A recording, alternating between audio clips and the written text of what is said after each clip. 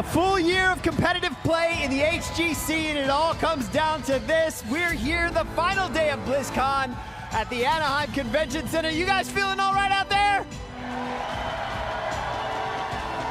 Fantastic. Well, the story continues. It's Korea versus Europe, the most dominant team in HGC history. MVP Black versus the current reigning world champions. Who's gonna take it all? That is the story of right now. Let's head over to our desk with Kylaris and the analysts to get this kicked off right.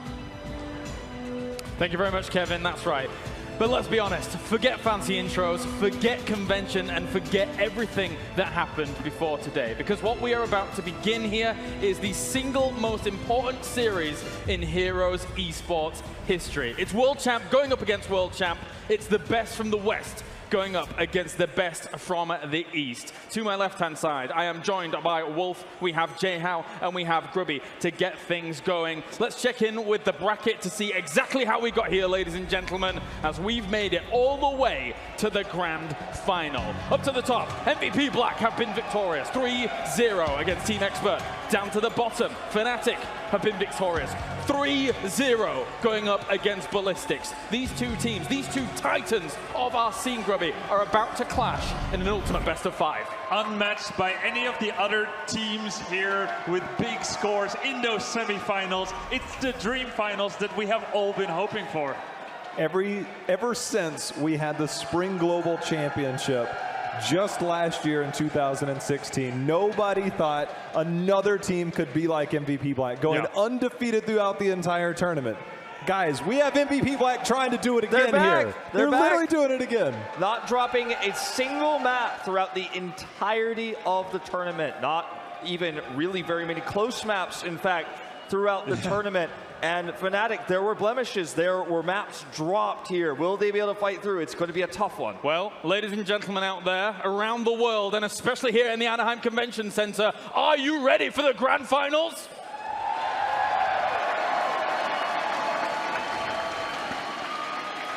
Absolutely packed here in Anaheim. The Heroes universe out there is out in full force. It's a sight to behold here as these two mammoths of the scene, Fnatic, a world champion, MVP Black, a world champion, having had their stumbling block throughout this year, but then incorporating back into the fold people like Rich, people that we consider to be the best players in the world, come back, get to this stage and make it to the finals, Wolf. They had an opportunity in the mid-season brawl, both Korean teams, L5 and MVP Black, of course L5 now known in this tournament as Ballistics. But not their final form yet, and the question is, has Fnatic caught them at a time so far? But anyway, I guess we're going to take a look at this highlight clip. We're going to mute it really quick, but I was just going to say, looking back here, MVP Black has had so many moments. They have taken win after win. So losing in the group stage when the outcome of the game doesn't. All right, welcome back, guys. That planned. All planned. All planned. All We're planned. like, we're gonna have so much laughs if we do it that way. We're sabotaging our career. What were you saying, Wolf? Go so on. anyways, Grab from the past. we saw the Korean teams have an opportunity at the mid-season brawl. Everyone pointed to Fnatic saying Fnatic has defeated Korea, right? They said it was all Fnatic. But it really wasn't. It was Dignitas who defeated Korea and Fnatic who defeated Dignitas. And now Fnatic gets to prove themselves again, arguably for the first chance they've had since their defeat against Ballistics in the grand finals. They beat Black last year. Can they do it again? That, for me, is what this entire finals is all about. You've got to solidify yourself. We heard Breeze in that documentary saying that this is BlizzCon. It's going to prove who the best is. And coming into this, the top two teams you would say would be MVP Black and Fnatic. Yep. And as you said, these monsters here are meeting in the finals. The crowd is absolutely going bonkers out here. So I'm excited for this right now.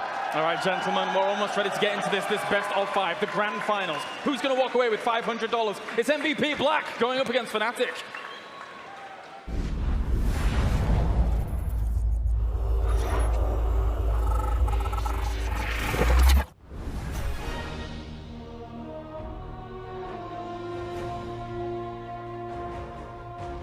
저번 이스턴 때는 저희가 준비가 많이 부족했다고 생각해요. 근데 이번에는 블리즈컨에서 저희가 새로운 코치를 영입해서 그 코치로 인해서 저희가 많은 이득을 본 것 같아요. 그래서 그 코치님 덕을 좀 많이 보고 저희가 준비를 더 많이 해서 좀 더 수월하게 이기지 않았나 그런 생각이 들어요.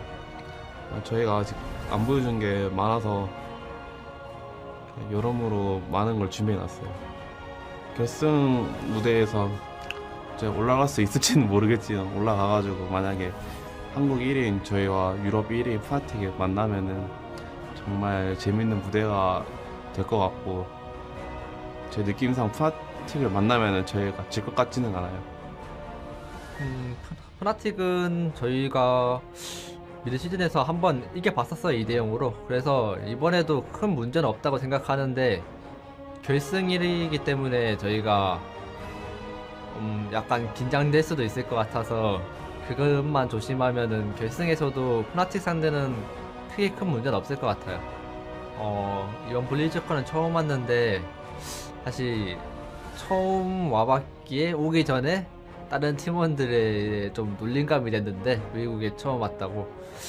이번에 블리즈컨에서 제가 이번에 우승컵을 들어올리면 이제 역으로 제가 그 선수들을 좀 놀릴 수 있지 않을까 하고 무조건 우승컵을 들어올려야 할 것 같아요.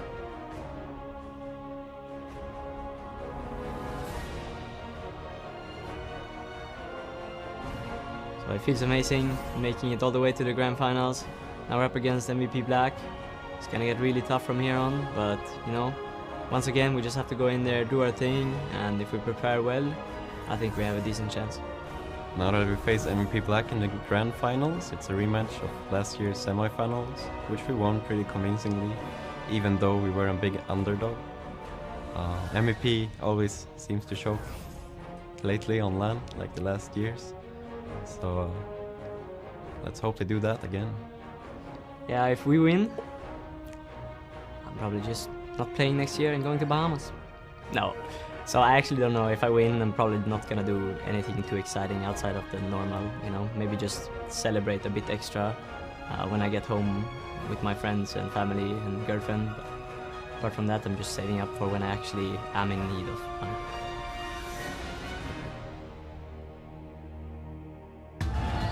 Ladies and gentlemen, it is time. These teams are here to give their best. Let's show them ours. Now, in the red corner, it is Korea's MVP Black!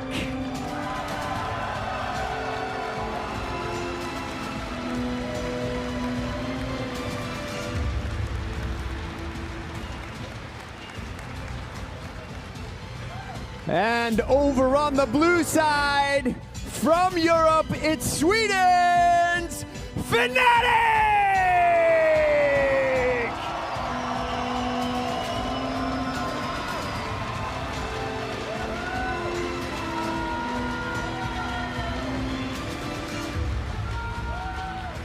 Captains, please, center stage.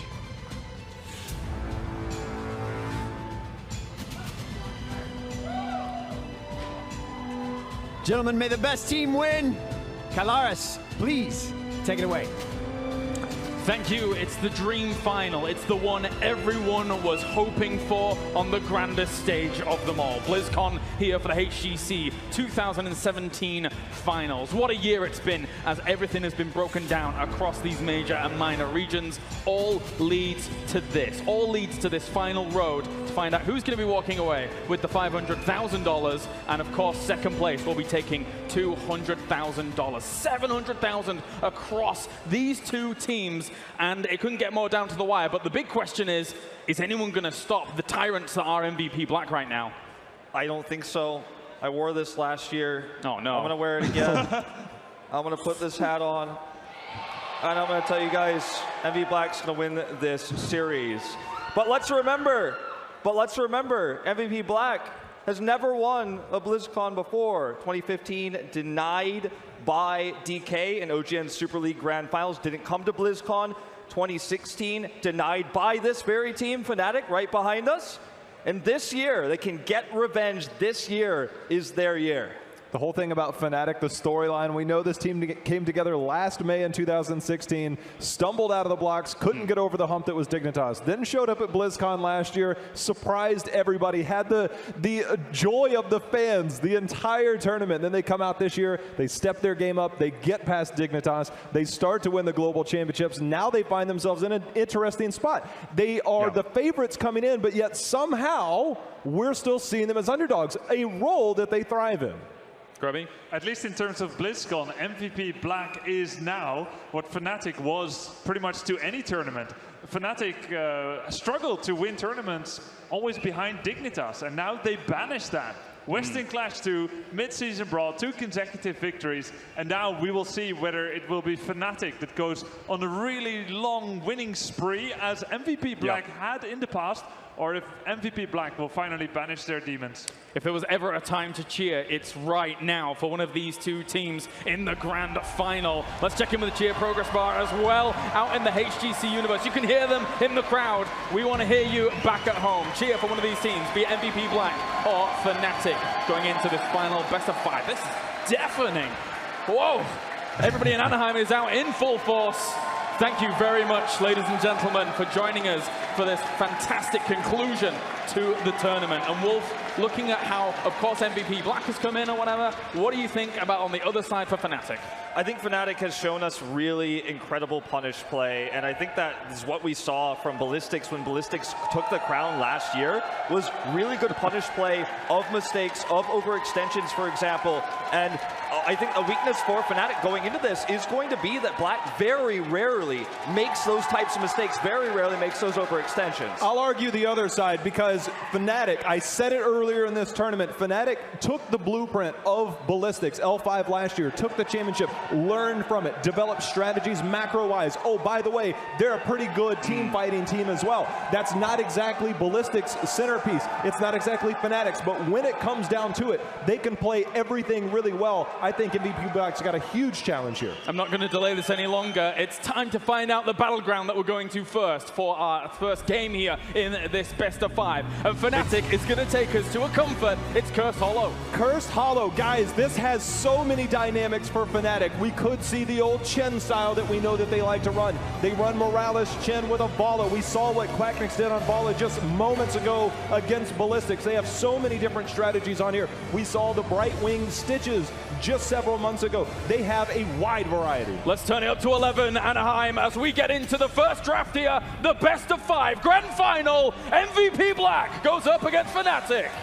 Here we go. It's going to be the first ban of this finals. This first map will set the stage as to what Black scales up for Fnatic here as a team. We know these two teams scrimmed together a lot because they knew the only way they would meet in this tournament is in this grand final. So we'll probably see some strange, unusual picks here because these two teams have trained together so much to try to throw each other off in the mental game. The one thing that you can do here, because Fnatic loves to rotate on this map, they love to rotate strictly for taking down structures and putting the macro pressure on. One way to deal with that, Grubby, is to throw some mines down in those pathing lanes. Yeah, mine build with the slow reveals enemies, dismounts them, slows their rotation, and allows your 4-man to do some serious damage, taking down towers here and there. Now, Fnatic goes with 2 very cool picks. Not their trademark global style, these heroes that can teleport around, but a very good wave clearer, one of the best assassins of the tournament in Greymane, and Dahaka, who can burrow into brushes that Abathur might be hiding in, forcing Abathur to be more defensive, and furthermore, Dahaka can de-push those locust and powered pushes even more. The other thing you get out of Greymane, early lane pressure. You're losing one body essentially when you have Abathur on your team. And one thing Fnatic will do is they will run it down top or bottom and they will force a response out of you. They go directly in, you hop into Worgen form right away. Greymane has probably the highest value early game in that regards. So Muradin paired with Abathur has always been a strong point for MVP Black. For those who've watched since 2015, we've seen this time and time again. Sometimes it's even rich on the Murden in these cases. The semifinals of 2015 OGN Super League was the first time we saw Black do this, and they have never shied away from it. This is one of the reasons why so many teams ban Abathur away from MVP Black, and it's not just about the mines and the control that that gives, but it's also about the power of that Murden that does so much in his current state. Is considered to be, by most pro gamers, to be Murden's strongest ever in his history. He's been around since the beginning of the game. The hover is interesting, isn't it, Jay-How? Very interesting. You see Abathur on the other side. We generally don't see Medivh comps paired with that, but maybe Fnatic's got a few tricks up their sleeves on some things they want to do. So let's talk about what it means. Medivh, Burst Protect, Force of Will is 1.5 seconds of protected status, cannot take damage. Greymane is there. He has a heroic gold Cursed Bullet. Maybe Fnatic runs a warrior like Varian and tries to blow someone up mega fast. Scouting as well. That's, again, Fnatic will try and get early bosses. They'll try and get double boss play. These are all things of the textbook of Fnatic, the way that they play Cursed Hollow. And one of the things that teams will do, we actually saw Schwempy kind of stay in Raven form quite a bit against the Tempo Storm, put down. Sprays were prevalent. Literally set the record for most sprays in a game. But I really want to see what MVP Black does, whether they ban potentially a Morales, a Chen here, that Fnatic style that might throw MVP Black off early. Now at this level, at this world stage, every draft decision is multi-layered. If you style yourself a potential world champion, as these two teams now are, this Medivh ban doesn't only signal a blow-up comp intention, but also fakes a blow-up comp intention. And so this is something that Black is thinking about. Gone goes the Stitches. That's a very clever ban, but it's also in a way premeditated and forced by Fnatic. They did the Stitches, Hook, Gorge into a Brightwing Bomb. This was the original Brightwing Bomb we saw just at Mid-Season Brawl. They did it on this Battleground. They had some stuff even last BlizzCon that they did. I remember hearing Breeze talk about it, that he would go and he turn a certain way and Schwempy would miss a skill shot, and they finally calmed down, got settled in. So this is a very, very specific strategy we've seen Fnatic run before. I wonder if Fnatic is thinking about what happened last year when we had the Abathur Chen play coming in to BlizzCon. Remember, most unfortunately, Chen got like mega nerfed since then. I mean, people say that one of the reasons why Black lost that series was because Rich's Chen play was very weak. I don't think we'll see them pull something like that out in this grand finals, but the draft has thus far been very strange for Black, because you're still looking for who's going to be playing DPS here. Will we see Muradin played by Rich? A rare circumstance only with the Abathur. What's going to be the follow-up DPS here? You've already got both supports kind of on the table. You're calling Abathur, of course, a pseudo support here in this role. Now we're going to find out what this draft was meant to do from the start. Fnatic's been very careful about drafting around it. You have the Anub'arak coming out here very strong. Can't really ruin a lot of these clones that come through, but all questions are about to be answered. The one thing Anub'arak says to me is that it denies a potential Genji pick, as we see Arthas come in here. We've seen the Arthas Muradin with an Abathur style before, and we go Zariel. Triple Warrior with an Abathur. This is the ultimate push style. Triple Warrior, one support, one Abathur. You got it covered A to Z here. So this really reminds me of the Chen play we saw from MVP Black in the past on this map. No range damage, just running these melees. No ranged assassin, right? Yeah. It's just going to be straight up pushing power from this Zarya in the early game. And now Fnatic has to, I think, consider potentially another global or another answer to this push, because going toe-to-toe against this Zarya Abathur comp, this very aggressive melee style, is going to be nigh impossible. Barbs. There's three ways that Fnatic can respond. Either counter the global and Abathur, go more global, or there we go. They're going to go with that way. So they want damage. Falstad brings Giant Killer as well. Very important going up against Triple Warrior. But that doesn't take away that MVP Black has a near unbreakable composition here. They are going to have to focus on the macro game if you are Fnatic, but the pushing power of a Zarya composition, we've seen Team Liquid do it in Europe. We've seen other teams adapt that strategy. So the power of Zarya early, we have the double global on the other side. There's some major counterplays on both sides here. This is really reminiscent also, though not quite in the exact same way, of what we saw from Roll20 in the group stage with this early Zarya. You can do things like just shove really hard these lanes very deep, try to grab an early boss, especially once you get 10, you have expulsion zone, things like this. This melee comp is going to be so powerful on the boss. Got to be careful about things like Gust, but if you have this strong pushing comp, you should theoretically get level 10 first if you do enough structural damage, so you're not as worried about the Gust, for example. Wolf, do you really believe in this comp from MVP Black? No. Actually, no. Where's your hat gone? It's down here below the desk. Oh, okay. Now, I think that this comp is just, it's so all in. And Fnatic, I think, has already identified what the point is. They picked the false stat here. Yeah. And I think they've kind of already outdrafted this. I think so too. And now let's say if it was Tomb of the Spider Queen. Maybe MVP Black has a bit of a better chance there. And maybe not the Avatar, but you know, the idea of this unbreakable pushing comp. But this is Cursed Hollow, it's really big, so I expect Fnatic to play, you know, the map, truly. Ignore the lane that's being pushed, do something else in another lane, and make sure that you out-globalize, out-map control MVP Black. All right, well, it's time now to get into game number 1. We're going to head over to our commentary team to bring you the first game in the grand final here for the HGC 2017 finals. BlizzCon, we have made it. The winner of this series forms a legacy on a whole new level for competitive heroes as the first ever HGC Finals champions. Dreadnought, it has been such a journey to get to this point. Everything that everyone has been working for over the past year accumulates down to this one very moment. Not just us, but these players have committed themselves for so very long, and now it is time for them to prove to earn what they have, worked themselves for. A rematch of one of the most beloved, most hyped series of all time for Heroes of the Storm. When Fnatic came in and they upset MVP Black, keeping them from going to the grand finals last year. It was, an upset of the century. Everyone was so very concerned what was happening with the Korean scene. But all of a sudden, Europe is coming out of nowhere and dominating. You heard Wolf referring to it before. It feels like MVP Black has constantly struggled to get what they feel like is theirs. And this is going to be the moment where they have to prove it. If it truly is, now's the time to show up. Well, the game is ready. The players are ready. So let's get into it. As I ask, BlizzCon, are you ready? This is it. This is the moment. It's the HGC Grand Finals. It all comes down to this. And in the blue is going to be your defending champions. You have Breeze on the Anubarak, Quacknix playing that Falstad. Schwimpy's going to be on the gray main. Dahaka played by Wubby, and Smexy is on Fnatic. Or excuse me, Karzim. Let's hear it for Fnatic! And in the red, the Spring Global Champions of last year, Sake playing Rhaegar Reset on Zarya, Tist playing Muradin, we've got Kyocha playing Abathur, and finally Rich on Arthas. Give it up for MVP Black!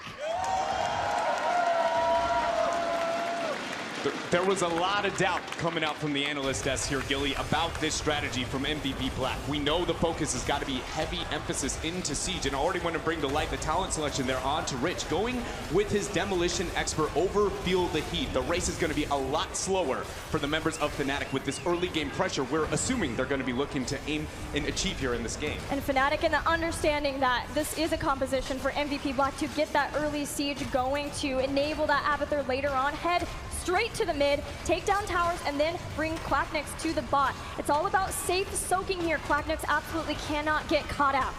The members of MVP Black, with the composition that Fnatic has developed with this double global, it feels like if they struggle at all with the macro decision-making into the early and mid-game, it is going to really snowball out of proportion. Quacknix unable to dodge the Howling Blast, the damage goes in, and that is first blood over to MVP. He sniffed it out, but it wasn't enough. MVP Black dived deep to get first blood, taking out Quacknix. In the top, the symbiote of Kyocha doing a lot of damage here to the members of Fnatic who are trying to bring that down. But Wubby finds Kyocha. He's kiting away the Run, slug. little slug, run! He's gonna make it out. Brushduck here. Tisk trying to dive over the wall, but too little, too late. The Word Friend is going to be safe here, Gilly.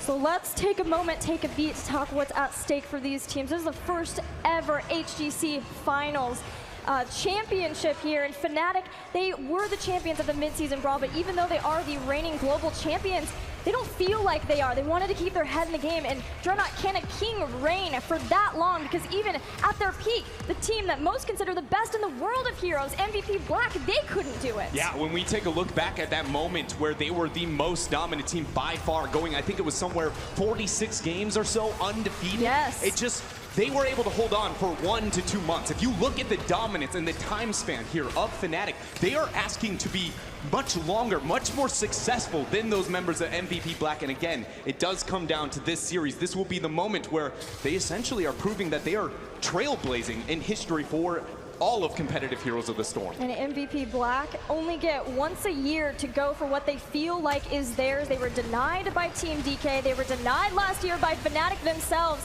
And now this is the time for them to get that. But they're maybe denied their rich because Wubby is coming with the dragon, brings down Arthas. Tiss and friends are in a bit of a tough spot. Reset there without the field of heat's not going to have too much damage as the last interrupt is there. Breeze backing out. He's going to start working on this.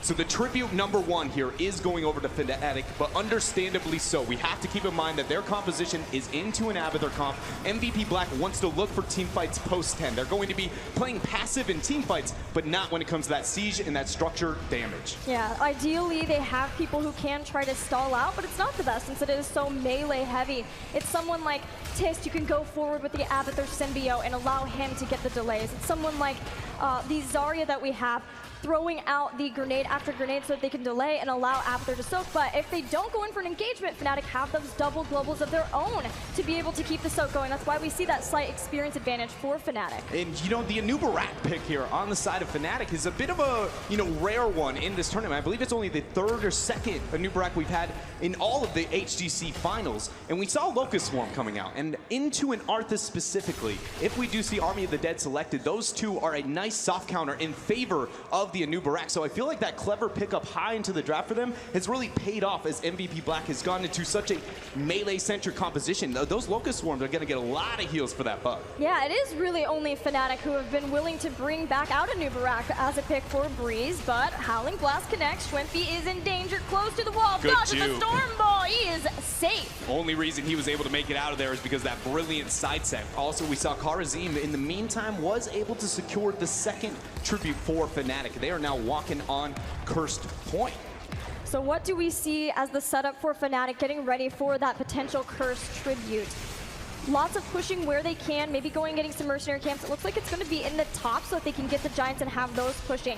If they have that set up in a way, they may be able to force someone from MVP Black to respond there and then go for a pick on him. It's something that Fnatic often will do, and it's why there's such a terror on Cursed Hollow. And once we find the heroics coming online for the members of Fnatic, think about those bosses and this heavy siege attempts. How is MVP Black, other than just hard initiating, going to be able to defend that? And even if they do get the initiation that they want, Fnatic has very good defensive tools to deal with it. That mighty gust on Quacknix is going to be a very necessary resource when MVP Black gets the proper initiation. MVP Black will get the tribute for free because Fnatic has other objectives on their mind. They are comfortable knowing that they have 2 tributes and they have the lead in experience. But MVP Black realizes that Fnatic are missing. They didn't come to the tribute party, so they're partying somewhere else. It's here on the boss of MVP Black, and they will force a leash. That's a very good decision making there from MVP Black, because with the boss being so very early on, even though they have an Abathur comp, and again, talking about how they wanted to avoid skirmishes, the boss, relative to the heroes at this point in time, does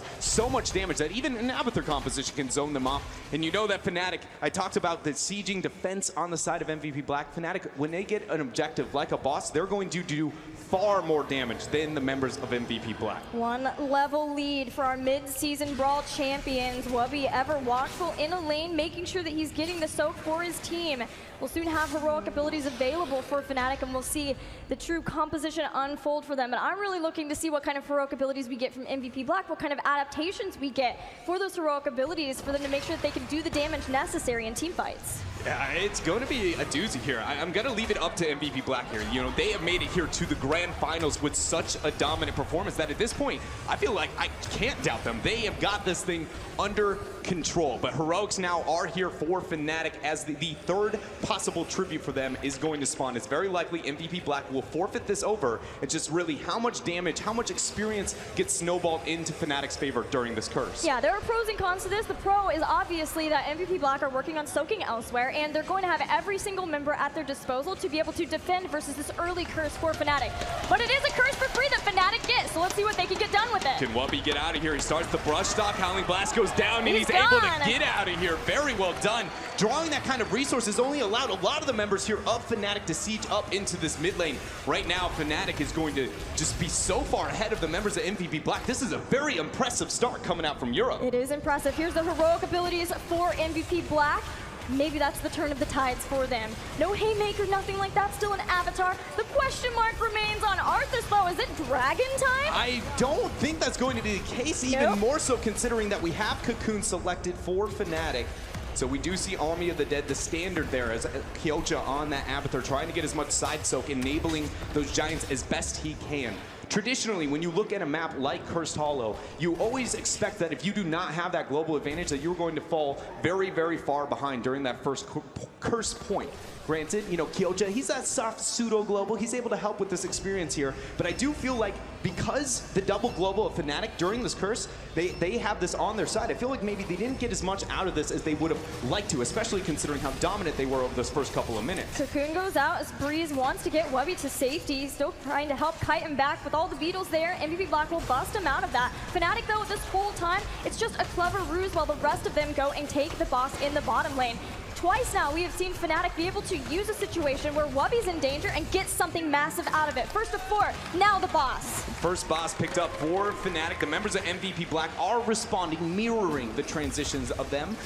Neither side is gaining too big of an advantage. I guess at best we could give this over to Fnatic just because not only do they have it faster, but again, all the melees of MVP Black, every time you have this many melees, you have to go, how do we defend against these types of bosses? Your positioning is so very risky.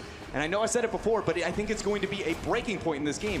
Quacknix's Gus in this defensive situations are going to be devastating. We saw Roll20 kind of bringing that out yesterday in the stages. Yeah, the ability to kite back from that anytime MVP Black wants for an engagement, but they do have people maybe who could flank around from the side and hit him with something like an expulsion zone, and of course Arthas can be such a good flank hero. So we just have to watch and see where the positioning is of Quacknix. It has been so far today that we have seen Quacknix be the one who is everything is riding on top of him and his ability to stay safe in these fights. But here comes the fight as the expulsion zone's down. Rich moves in there and actually gets stunned out by the boss. Nice Gus. 7-sided strike going down on a bird, and he's deleted so very fast. Kyocha, just a clone, stuck into the rest of the members, but Fnatic are opening this up very quick, Gilly. Yeah, the melee having such a hard time defending this boss. It's all but dead as Quacknix goes on forward, hitting reset with his hammering and brings down Zarya in the brink of time. And the rest of Fnatic now concentrating onto the fort. Wubby is taking a bit of damage. Now the minions is there to turn it around. In 9 minutes and 50 seconds in, Fnatic claim themselves the very first keep of this game. So now we're seeing maybe the difficulty of the change up in roles from MVP Black. Having Kyocha playing that Avatar, Sake has been playing a ton of support, but that ancestral healing just not quite connecting as Fnatic goes in and gets that Zarya kill. Absolutely crucial for for Fnatic that they've been able to bring down a keep so early on, 10 minutes into this game. They've got a 2-level advantage over MVP Black in game 1. And now because of the experience difference between these two teams, this tribute specifically is huge. If MVP Black struggles to secure this for themselves, it is very unlikely that they will be able to do anything on the map for a long while. Fnatic using those globals, using the 16 talent tier, will just bully them all over. This is a must-win, in my opinion, here for the members of MVP Black. Oh, there's the cleansing shield, so good. The expulsion zone splitting apart. Quacknix in danger, so much danger, goes down as he cuts MVP away. Rich is able to slow them down, drops a Howling Blast. Wubby getting the brush stock out. He will end up surviving here, but how many members of Fnatic can retreat? Stormbolt and Dwarf Toss down. The new Barak is going to burrow charge over the wall, but the Howling Blast is going to lock him in, and now 2 members of Fnatic are out of here. MVP firing back in this game. They have yet to lose a single game in this tournament. They didn't lose a series all the way through phase 2 here, showing why they chose the composition that they did. And though the members of MVP Black have been dominant throughout this tournament and undefeated, as you said, this is the first time that we have ever seen them look mortal at the HGC finals. Yes, this is a tempo swing into their favor, but it is not over yet. Fnatic still has that 16 talent tier, and again, this double global, as the game moves on, it just gets worse and worse to be able to deal with. Even though the Avatar's there, it's only half the problem. Especially since Fnatic got that early keep. They still have 16 16 here, but MVP Black getting that second tribute now means that they have some time to keep that lane push, get some mercenaries out on the map, and get themselves that 16 so they can keep fighting on. MVP, who is going to pick up the night camps, is only going to match the members of Fnatic here. No team is going to venture out too far. It's just really what experience is going to be handed over for free to the members of MVP Black. Oftentimes you'll see teams, especially when they lose this kind of catapult lane, they won't even push it out just to make sure that they get the experience spawning. But here we go. This is going to be the tribute outside of the 16 talent tier window for MVP Black, and it seems like another tribute that's going to have to be a must give up for those members. Again though, if they struggled in that last tribute, this would be pushing towards that curse point, and you just go, where does MVP Black recover? That was an amazing tribute fight for them. Getting those 2 kills. Fnatic will bring down Quacknix anyway, just to group up the team. We got Boss setting up very, very soon as MVP continues to stick together. Safety in numbers is the name of the game now. They can't afford to lose anybody, any singular kill, because it gets harder and harder for them to defend pushes just like this. As Fnatic starts to try to do whatever they can to use that 16 to their advantage. The last little bits of time before MVP Black gets their own. So here we are, MVP Black now finally getting to get that 16 talents here. I do want to bring it back towards how long of a window we did see the advantage though for Fnatic. I feel like they maybe didn't get as much as they would have liked. Yes, they did struggle in that fight. That was, again, very clutch on the side of MVP Black, but with their composition and how good of a macro game we expect out of the members of Fnatic here, I feel like they did maybe give a bit too much respect over to the other side of the battlefield. Yeah, MVP Black has also been responding really fast to all the rotations and responding together so that Fnatic never gets an opportunity with a mercenary camp to try to take someone out. In fact, they're going to continue responding by moving into positions not in time as the boss is capped. Rich turns right on around and heads back. But Sake is going to commit to capturing this, which means MVP Black has to take this fight. It's going to draw a lot of aggro onto the other side of the map. They need to move past this boss. Tist gonna get sniffed out by Wubby. Dwarf tosses in, lands a Storm Bolt. Has the heavy impact. Cocoon is there on top of Tist. Rich continuing to sit on the back line. Gust is forced away, and they're gonna focus down Tist so fast! Ancestral goes though, he gets the Dwarf toss out. The stun lands on the Wubby. They're getting the damage out. There's the Burrowing Claws. Nice impale coming out from the front line there. Breeze. Wubby though is still in a bad spot. He is unable to make it out, and now MVP Black's looking for more. Kyocha's clone was so good at zoning away the rest of Fnatic. Schwinn in so much danger as Tist comes back in with the symbiote and stabs him to death. Breeze not able to make it out, chased by Tist, the Dwarf Toss, the Storm Bolt. Every member of Fnatic is being dealt with so very well by Black. Nice dash from Smacks. It will secure his HP, but Quack is on the core. Quack's on the core. MVP Black comes back. This boss is so healthy. 70? 75% and falling. Quacknix gets stunned. He will go down. It's all down to the boss. Does MVP Black clear it up? It looks like yes, they will, but the damage is so severe. We have 20 seconds till 3 members of Fnatic will come online. In the top lane, we saw Kyocha focusing so very heavily on the keep. They have opened themselves up in equal win condition, Gilly.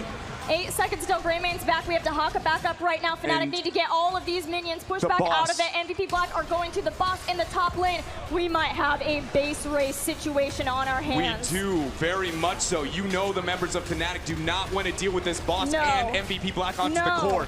So this means that MVP Black has to capture the boss back, feign interest, get them away from the core as best they can, and then hope that somehow Abathur or somebody can make it to the core and finally end the game. Smex taking over the site tower. He's gonna have friends to be able to make it out in case Rich gets a little too aggressive here. This is so tense. Fnatic cannot make one mistake, because if they do, you know Fnatic or MVP will turn this game around. But similarly, 18% on that core. Rich smells disaster for Fnatic. He catches Breeze. He has the burrow charge away. MVP Black chasing him down. We've got the flank coming around from the side. Cocoon is used to get Rich off of Breeze's tail. And the members of MVP Black need to be doing something here, because once this boss is done, that is another win condition loss for them. They're going to transfer here to the mid lane, try and focus onto this middle keep. But there is still only 18% remaining on that core. There is no mule here for this Abathur. That is permanent damage, and there is a Gus on the side of Fnatic. This almost feels like they could just look at the thing and it's gonna die. Yeah, the boss was dealt with so fast for Fnatic, not even a single point of core health lost for our European team in this series. Woo, they deal with the boss, their core is safe, but MVP Black has at least pushed them back to their half of the map. That was very well done by Fnatic, being able to draw that aggro but not lose any of the resources. It cost them a Cocoon, one of the easiest, more short cooldowns to be able to distribute there, and leaving the false head to Haka for that free clear. But So MVP. now Fnatic likely to go down into the bottom. MVP Black are just going to hope that they could push in through once it's seen. They're going to start the backs. They showed on the sidewalls here in the bottom lane. MVP knows Wubby's trying to get the disruption. He's going to Gets find the one. Tiz. Dwarf toss over the wall. Fnatic's not done. They're going to keep aggressing. The two members here, Quacknix and Wubby, they're going to distract them. They're the globals. Rich and Tist are on top of Wubby. They can always go in. It's Falstad who can go in too. Expulsion zone used so early Cocoon. on. Fnatic are walking right past MVP Black. Smexy's going to be the one taking it, but we have the Beatles spawning. The members of Fnatic They're here are doing looking it. to end this thing. They want to take game one. Twimpy's on top of the core. The shielding is gone. 10% and down. Fnatic draws first blood on MVP Black, winning game one. No surprise to see Fnatic rely on their globals when put at the final stage, the final boss known as MVP Black. Such brilliant decision-making and macro play. It started at the draft, but you know the execution at all points in time there on the side of Fnatic was so crisp and so clean. Something that Fnatic always has in their back pocket, and especially on a battleground like Cursed Hollow, where they are so good. They use those globals to win one global championship in Heroes of the Storm. They might have just set themselves up to do it again here at the HGC Finals. But we also know that that cannot happen on every single map within our map pool. So you know what? I'm not going to keep us here any longer. I want to figure out where we're going for map number 2. Guys, what did you think about that last game? Fantastic game to start things off for Fnatic as they're able to find themselves that little bit of a backdoor opportunity. And what a crazy way to start this series. I feel like if you're Black, you've simply made every wrong choice to draft this. It's the type of draft we saw them fail against Fnatic last year for the same reasons. They've drafted this with Fnatic having the 5th pick available, knowing that Fnatic likes to run globals like the Falstad. They already had the Dahaka. I feel like they tied their hands and their feet behind their back going into that first game, and they totally got crushed and dominated. Fnatic's known for the decision-making in the late game like this. Europe has always been known for this. Why play to their strengths? The minute they get an inch, they literally take over everything that they do. From the 16 talents here, just moving in, taking small incremental parts of the map away from it. The backdoor call was phenomenal because they know that they have a double global. Going against the Avatar to set themselves up for that, everything that they do is calculated, and it's snap decisions like that. The reason why I love watching Fnatic play. Groby, your thoughts and highlights, maybe? Yeah, let's take a look at it. There was a really cool thing that happened here from Reset on Zarya as we kind of check it out here.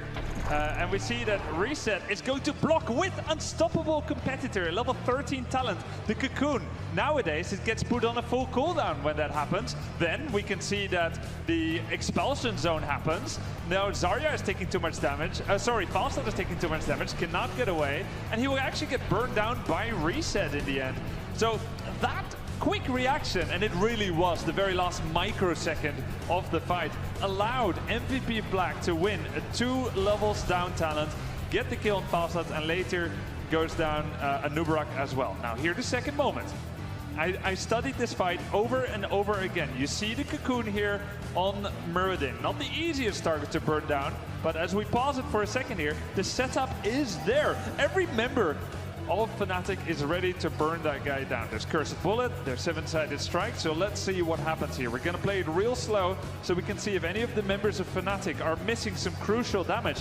I suppose, you know, the boomerang from Falstad is, in the end, the thing. It went past before the Cocoon popped. The boomerang went off at maximum distance. Muradin survives with just 100 health. Now, credit absolutely to the way that MVP Black handled that. Just a little bit of damage. Quacknix missed out maybe on like 400 or 500 damage in that engagement, but for the rest, everyone did what they could. So you're very close to a perfect amount of damage burst there by Fnatic.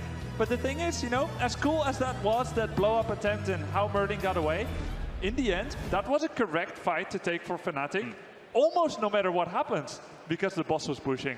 After that top boss was obtained by MVP Black, and of course Fnatic showed bottom, they warranted a response. They came back and they retreated for a moment. And at that point in time, I'm literally telling Wolf, MVP Black, the only thing they can do from here on out, it's kind of like Tempest versus Dig the other day. The only thing that you can do in that moment is to fight for the rest of the game because the back door is going to be there. And we saw him sneak out the back door, and They got it. I mean, we also have to talk about the bush there that MVP Black set up towards the mid lane to try to ambush when that Hearth was interrupted. I mean, that was pretty much like you could have just written GG at that moment. There's no way they go back. They couldn't actually stop the push from going to the bottom. They controlled the Watchtower, they controlled Vision, set up those fights that you were talking about, but it was in that moment where they got greedy in the bush where that was the last nail in the coffin. And I don't think we'll see Black try to play this way again against Fnatic here, Europe's finest. And you know, playing the macro game against Europe is a risky thing to do, and it didn't work out in this case. But one thing is, this draft, as much as we thought it had no chance, it was a lot closer. It's almost like their hands and feet were,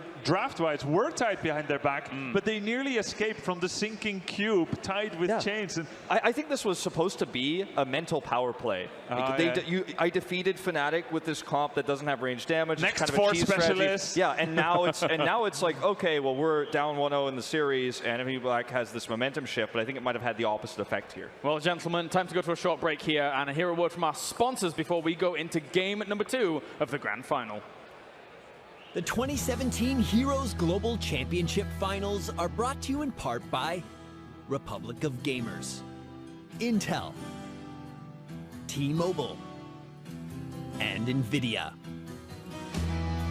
Welcome back, ladies and gentlemen. It's time to get into game 2 here in a moment as we're trying to figure out which battleground we're going to be going to. You can see in the previous game, after Fnatic was able to take that victory, they stepped away for a little bit and just kind of, I suppose, recomposed themselves after taking that very, very impressive game number 1 win, after setting themselves up for victory. How they did, Jay, how? They like to please the crowd, apparently. They put on one heck of a show there in game 1. So no surprise, Fnatic fan favorites from last year in this place erupted. Like, I'm putting on my headset, I'm like, I cannot hear what the game sound here because this crowd is going wild for Fnatic. And it's absolutely deafening in the building at the moment, with all the seats seemingly full at the moment here in the Anaheim Convention Center, Grubby. Yeah, I mean, it's absolutely amazing. And I'm still just thinking about what is MVP Black going to do next. Are they going to take the first pick, or are they going to take the map? If they do take the map, I expect Tomb of the Spider Queen. 2 reasons. MVP Black is showing a lot of 5 fingers to a fist composition. A lot of sustain and heavy push.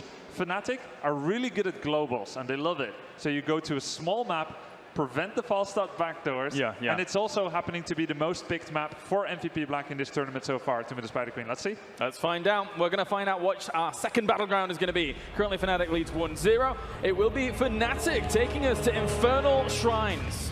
So normally, as I mentioned before, Korea will almost always take first pick, and I think it's sometimes actually a weakness of Korea in terms of strategic depth is to always take first pick, to give the battleground choice to your opponents. And something that we see MVP Black choosing here yet again. Their map ban, we didn't talk about it too much again, Warhead Junction. They will ban that map against any team. And let's see what they want to make of this draft. They need to make this first pick worth it. Game number 2, let's go into the draft. Fnatic leads 1-0 against MVP Black here, and the first to 3 wins will be crowned our world champion. The whole thing about this is by not taking the map choice, this again is a battleground that plays towards Fnatic's style. They have no hesitation on picking the larger battlegrounds. Unlike Sky and Temple, which you tend to have the same fights. Infernal Shrines, early game, you can kind of avoid that. And MVP Black coming out with a first pick Greymane. Really curious how this is going to play out for Fnatic now. MVP Black is drafting a lot more. Normally, at least we can already tell from the first pick. And, you know, in this reverse situation, Korea, MVP Black in this case, might have wanted to draft into something like a Tracer Morales, some sort of really strong comp that can deal with the wave clear that Greymane does provide. Let's see what Fnatic wants to take us to here. Dahaka was their go-to after seeing the Abathur pick, but we might see that a little bit later now on Infernal Shrine since we're not starting off with that global for Black. Now, when a team picks up their warrior first, it's about how you start engagements, how you control the pace of the game. When you go support first, usually it's a support choke style. Support also to counter the type of damage that comes out. But drafting assassin first while banning ETC is a very strange pattern. That makes me wonder, you're happy to give away Muradin, the top 2 contested warriors. It's going to be a Nubarak. Fnatic doesn't want to play into whatever hand MVP Black is handing them because it's the most obvious one. Maybe not for the map per se, but the warrior prioritization. And so MVP Black, I think with Greymane, they're probably planning Tyrael or maybe even Stitches. I would love to see the Tyrael play here with MVP Black running perhaps even the build that we've seen from Dami in the past, used in Sweden, going into that Wizened Duelist with the Eyes in the Dark, the Wolfheart at level 1. Very popular in Korea. We've seen a movement towards Quicksilver Bullets in recent times. Going to take Karazim and Murid in here though, wanting to make sure they don't get support choked right now. I think this is definitely going to be a double support composition. So Abathur looked to be banned here again for Fnatic. When I was getting ready to come to the stage earlier, I ran into Sake backstage. He said, Fnatic looks really strong. I said, yeah, they do. And he said, you told us you were going to win no matter what. He said, we will. And then I said, well, how's it going to work? He said, well, we practiced against them a lot. We know what they like to run. They know what we want to run. We feel more confident. And leading up to this, I watched all of the Breeze's ETC games. We talked about Bad Benny earlier. 34% kill potential on a power side, which means every time Breeze is landing, they have the proper follow-up with their composition. I got a feeling MVP Black respects Breeze. That was the highest kill participation of everybody across EU and NA coming into this tournament. That's a really cool stat, J-How. I'm going to slap you back with another stat here. Hit me with it. Anubarak 5-0 in the entire HGC opening week and the grand finals here. Isn't it mostly Fnatic? Yeah.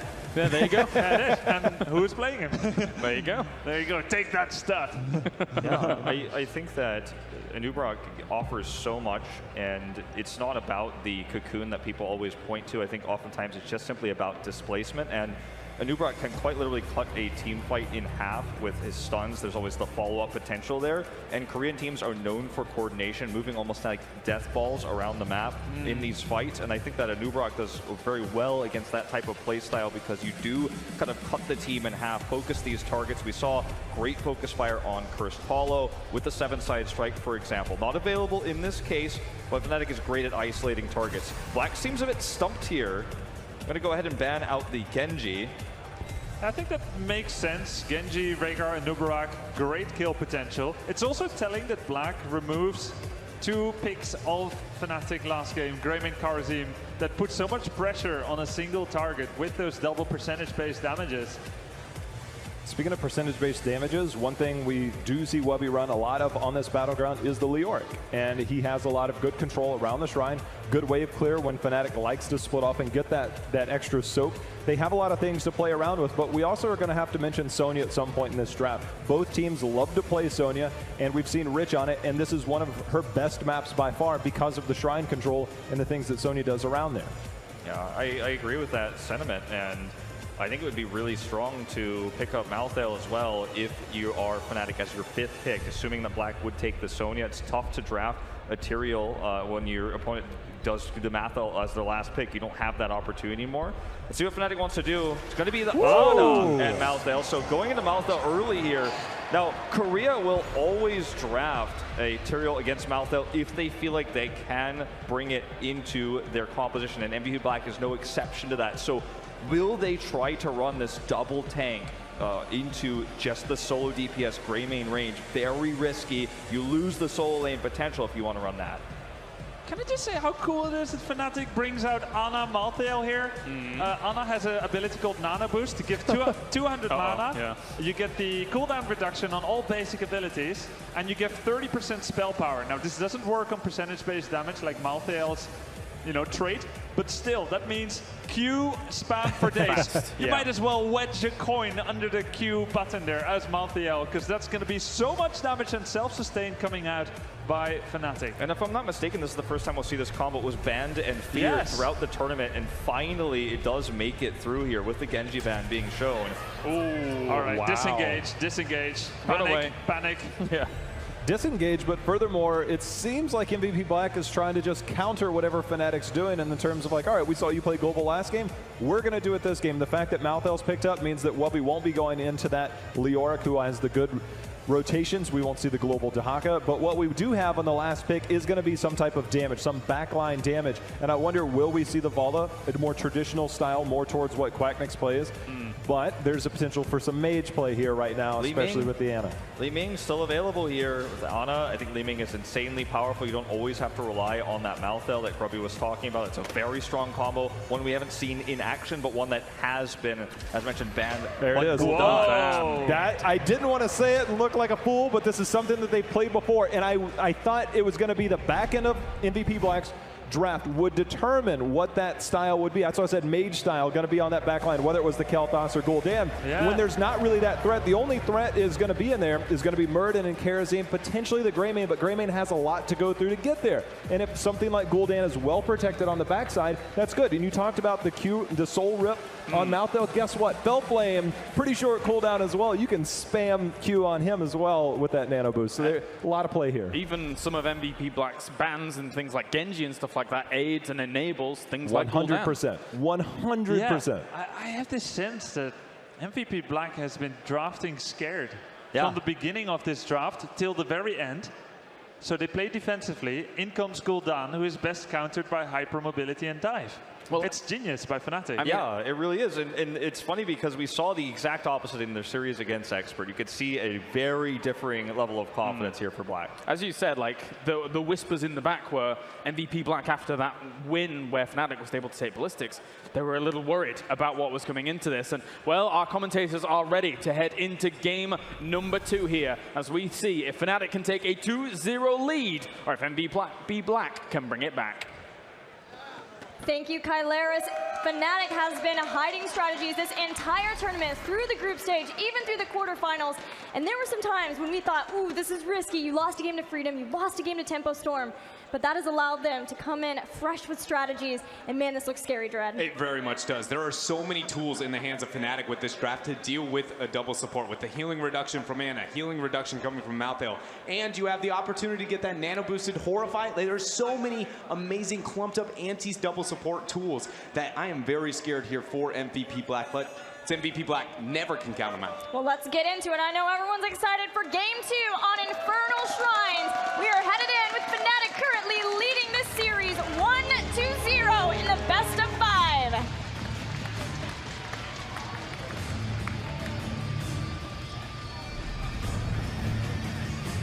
They found themselves a pretty dominant game 1, looking for another here in game 2. In the blue, it is Fnatic. We have Quacknix on the Gul'dan. Schwimpy is on the Ana. We have Wubby playing Malthael. Next up is Smexy on the Rhaegar, and last was Breeze on that Anubarak. Let's hear it for Fnatic! And in their red, their opponents taking a page out of Fnatic's playbook with the Globals. We're gonna have Kyocha playing Karazim, Rich on Falstad, Tist playing Muradin, Sake on Brightwing, and finally Reset on his Greymane. Give it up for MVP Black!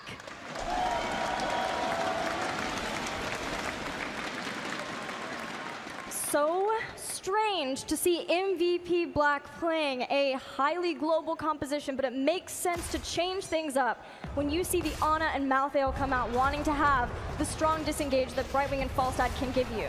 But then the proper response coming out from the members of Fnatic by just having so much wave clear within one hero that's not going to be too concerned with the pressure that MVP Black is now going to be able to have out there.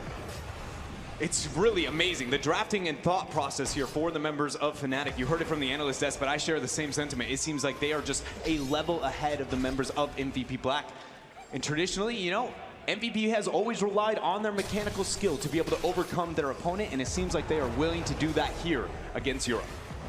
What do you think of this change-up in drafting? Do you feel like it is MVP Black drafting more scared? Because we know that the drafting has changed a lot for MVP Black since they brought in Noblesse to help them out in the drafting department as their coach. I mean, MVP Black has been a very interesting team when it comes to their drafting. They used to be very rigid, very predictable, then kind of a little bit more wild where you'd see the, you know, Rich mixing things up with specific heroes here. Hold up, though. We got some action going in onto the top lane. Yeah, the setup from that from Fnatic was beautiful, but having some escaping heroes there from MVP is going to come in handy. Kyoto was able to dash out, and Tis waited around as long as he needed to anchor, and then got himself out. But, you know, the shorter end of, you know, the question and the answer that I was talking about before is it doesn't feel like I would use the word scared, but definitely maybe not enough planning ahead, right? With every decision, with every ban you make at this level of play, you need to be thinking 2 to 3 steps ahead, and it feels like they're drafting in the moment, if you will, Gilly.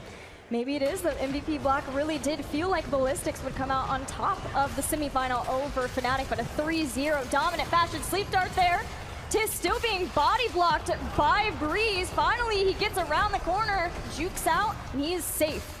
We're going to have ourselves the very first Shrine spawning into the middle lane. When it comes to who has Shrine control, who has some of the better wave clear, there is no better barbs going on to the new Barak, so he's not going to be able to provide much. A lot of this is on Gul'dan, who's under a lot of pressure from that initiation. MVP find themselves the very first kill here in game 2. They may have a lot of globals, but they can still dive in, and a lot of that comes down to Reset, who is 9-0 in league play on his Greymane, one of his most potent heroes, and he will also be giving a lot of Shrine clear to the team as well. And it's also paired with one of the most dominant strategies that we've seen out of the Eastern meta over the past couple of months. Having that Kharazim, Murden, and the Greymane all synergizing with their initiation. Rich finds himself in a bad spot here down below. The healing reduction, barrel roll away, but the sleep dart just out of range. Ooh, he felt that on his tail feathers as Rich gets away. MVP Black still commanding the lead in skeletal defenders on the Shrine. Fnatic hoping that they could use the time that MVP Black was focused in the mid to get that kill. It just wasn't quite enough. And talking about that initiation style that MVP Black is kind of making, I do want to bring to light, on the note of drafting, that they maybe have just made a brilliant slight adjustment to that. Did you watch the last initiation, the false dead flight, the Brightwing, all at the same point? Rather than having 3 people that can immediately follow up on the Murden, what if it's all 5? That's a good point. That's the strategy it seems like MVP Black is going for. Granted, the more variables we increase to these initiations, the less likely they are to happen. One time it has worked here against Fnatic. How many more will we see here from MVP? Now, that kind of reminds me of how Zero Panda used to play, too, when they were back in the Chinese region, getting as many globals as they can so they could collapse with all 5. We'll see how it works out for MVP Black. Now they have found a Rich. Burrow charges out at the perfect timing because of the Stormbolt. Now Tiz doesn't want to allow Quagnix get away while MVP Black moves into position, but not fast enough to net them a kill. That was very good positioning there and making sure that they weren't getting the round on Tiz. Rich gonna fly up towards top, and Malthael using that level 1 there to make sure he can scoot right on out. Oh, Sleeping Dart, nobody's around to get that follow-up. What I was trying to say before was just the positioning on that kind of retreat there, making sure Tiss didn't have the opportunity to round his body over the kill target. It would have been very likely we would have been a dead Quacknix if Tiss was just a pixel over to the left-hand side. MVP Black recognized that Fnatic were starting to move down into the bottom lane, and importantly, they came down to try to help out Greymane just in case Reset needed it because he was soloing that Kozra camp in the bottom. They've also had a Mercenary camp in the mid, so they're setting up really well to have a strong push as we get ready for the next Shrine. All that remains is getting their Shaman camp in the top lane, and they're trying to use the camp to do whatever they can with it. It's a very common strategy that MVP Black loves to employ, is just get a camp and get even just a little bit of damage done, whatever they can to escort it along and start to bring down some of the structures. Any amount of structural damage is enough for them. It matters a lot in a map like this, but hold up, in mid, Reset caught out a bit too far, disengaging in a couple of seconds. Brightwing's gonna get the teleport. Rich with that brilliant flight in. The members of MVP are going to be able to make it out, but it was very close there for a second. Yeah, you can see just how long and how perfectly timed out the heal reduction was. First, Touch of Death from Malthael, then Biotic Grenade from Ana. That is a long amount of time where you can't even rely on something like a Divine Palm if you are not setting up correctly. Kyocha got impaled. Now. He doesn't have a heal. Is he gonna get the Well, tap? well. Not today. He goes down, and Fnatic could not have found themselves better timing as that top shrine is going to exist. They need to start it immediately if they have the interest of focusing on this Punisher, but it doesn't seem like that is the case. They're going to focus elsewhere onto the map because MVP Black is rounding those 10s and those heroics. It makes sense they want to forfeit this, but Rich may be out a smidge too far. Yeah, maybe not respecting that Fnatic would know that the MVP Black wants to keep their globals in lane. He interrupted it. Now the Sleep Dart's going to be in position. He can't make it out. He's Swimpy gone. over the wall, snipes it down, and Rich is out of here. Fnatic finds a second kill, starting the stagger deaths of MVP Black. All MVP can do is try to clear out this shrine and try to maintain composure in the face of a Fnatic who has found person after person here against MVP Black in the mid game. It's very interesting whenever we get to see Rich on those side laners that are not as beefy. With the very first time we saw Rich kind of venture into those side lanes, it always was with those Chens, with those very heavy health bars focused heroes, but every time we see him go to the kind of squishies, those false sets, he does become a very prime target for his opponents, and I expect Fnatic to keep up that pressure on him constantly throughout this game. And we should expect Rich to respond to that by playing safer in lane as he can so that he doesn't get caught out anymore. MVP Black have stabilized. They get the Punisher. Tist dives forward on top of a lot of the members. Kyocha, the Brightwing Papa, horrified at the same time. And they got in the other side of the wall, so they're able to make it out. Punisher leaps over, Cocoon goes down, the Gus to disengage. MVP is now going to retreat out, but another skirmish, a lot of fireworks going on, but nobody ends up going down to the synergy here of MVP Black. They have a lot of tools to choose which fight they do want to take, and until Fnatic applies enough pressure onto the map, essentially MVP Black gets to volunteer every type of initiation that Fnatic can force. But we haven't really gotten to see the full effect of Fnatic just yet in teamfights. Not a single Tormented Souls has come out. So Fnatic, if they can get that set up, may be seeing a fight that goes a way different way for MVP Black. MVP go back and start the cycle, the endless cycle that they have with mercenary camps in between objectives. You see it on Dragon Shower, you see it here, just trying to make sure that they can get some push going somewhere and get an advantage out of one of them. Yeah, and on a map like Infernal Shrines, it matters so very much because the objective's just not very good at sieging. It helps with team fighting and kills, but if you have a front wall to be able to block you and the rest of the members, Dwarf Toss over, it's going to have a bad time on a map like Infernal Shrines. You can see MVP always trying to question which initiation can they take, but never fully really kind of pulling the trigger here in this game. Again, giving a lot of respect over to the members of Fnatic. Falstad has pushed just about as far as he should in that top lane, so he'll start to move back, going down with the team. Fnatic have Rhaegar in the bottom, trying to solo the camps, and he'll get it in time, but the setup from Tist, he really wants this Rhaegar kill. Smexy, though, runs out in the Ghost Bolt form. MVP Black very close to the 13 talent tier. They managed to achieve the 13 talents here. I would assume they're going to apply that pressure towards the middle fort as they have been whittling away at it over the long run here in this game. But other than that, the next major map objective, the next shrine, will be spawning as Fnatic rounds it, outside of any major, kind of wild picks here and there into this game. And so either team, it's really just who's going to pull ahead over the shrine face, who gets the biggest advantage over these structures. Mid really good for MVP Black since they've done so much fort damage there.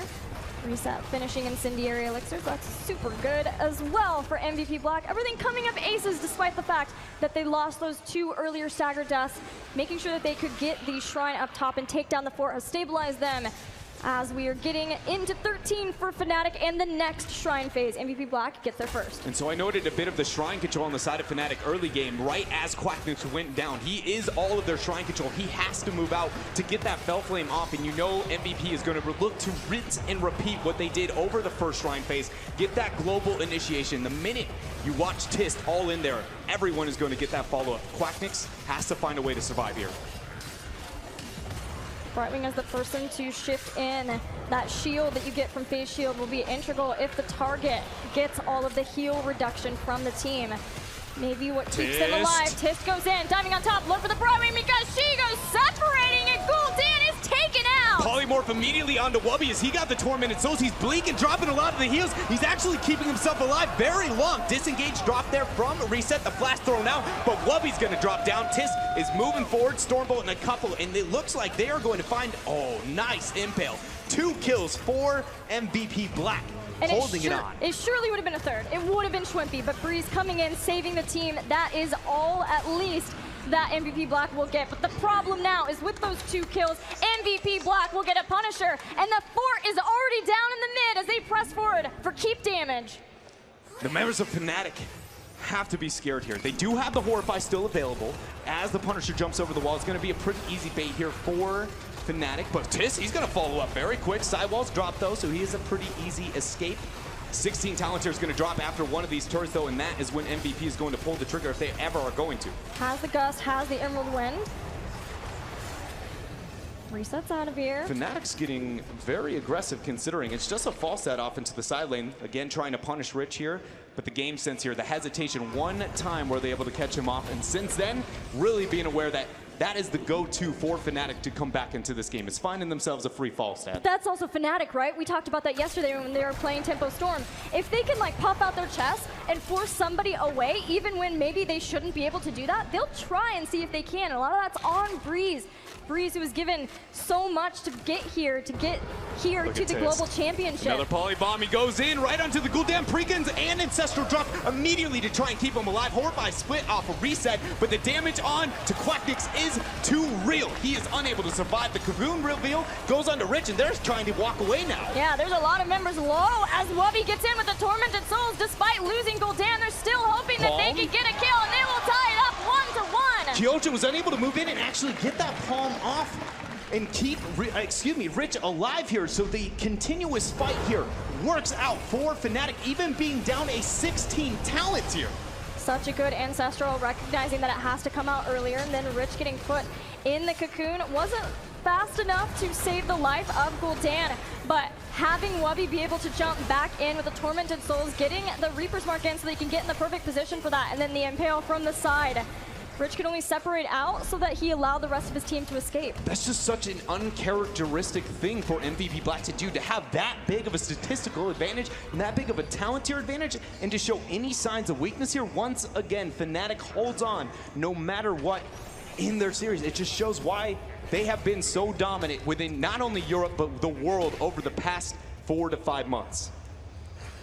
You have to wonder what it feels like for MVP Black to be that dominant, and yet they went into the Eastern Clash, they lose to Tempest, they drop down, they go back up, then they lose to Ballistics, and yet they're so favored. And then they come here, and maybe they don't feel like they're favored, but everyone keeps talking about the strength of MVP Black. They don't lose a single series. They went something like 46-9 or 46-6 games in all throughout Phase 2.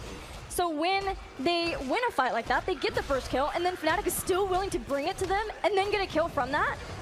I wish I could tell you that it feels good, but I'm pretty confident that it is very devastating. The mentality for MVP Black has to be rather scared, and it feels like it is showing a little bit with their play here. But I do wonder, with that note, is there a breaking point where we see the opposite happen, where the snowball and morale works into their favor? That what is the one kill, the one moment? Does it take a game? Does it take a keep? What is it going to be where they suddenly go, nope, we're done, Fnatic. We have the confidence back. We're ready to be MVP Black and get what we think is ours, an HGC Final Global Championship. When they lost Cursed Hollow to Ballistics in the league play, the next game they played was very respectful, kind of the same. And then the minute that they got a win, the next game from there, completely different MVP Black, invading camps left and right, putting the aggression on from the very beginning of the game.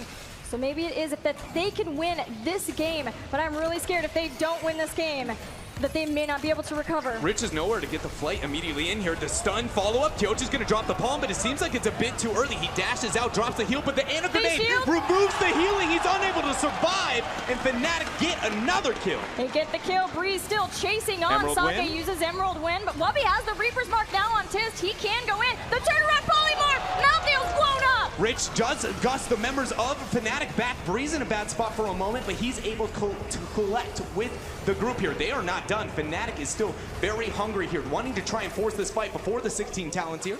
Nice sleeping grenade there is going to remind the members of MVP Black what Ana is capable of.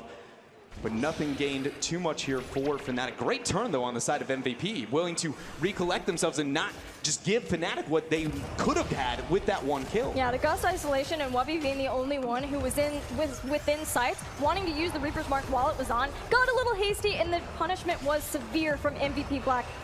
We're 15 seconds away from impossible initiation. No, they don't even wait up. They're going to go in. Ancestral use and the Cocoon. Look at Rich trying to flank Quacknix. That's a 1v1 he can't handle. But we see Ana go down as well. MVP is open this up. MVP are everywhere, and they are winning this fight. Rich flies in.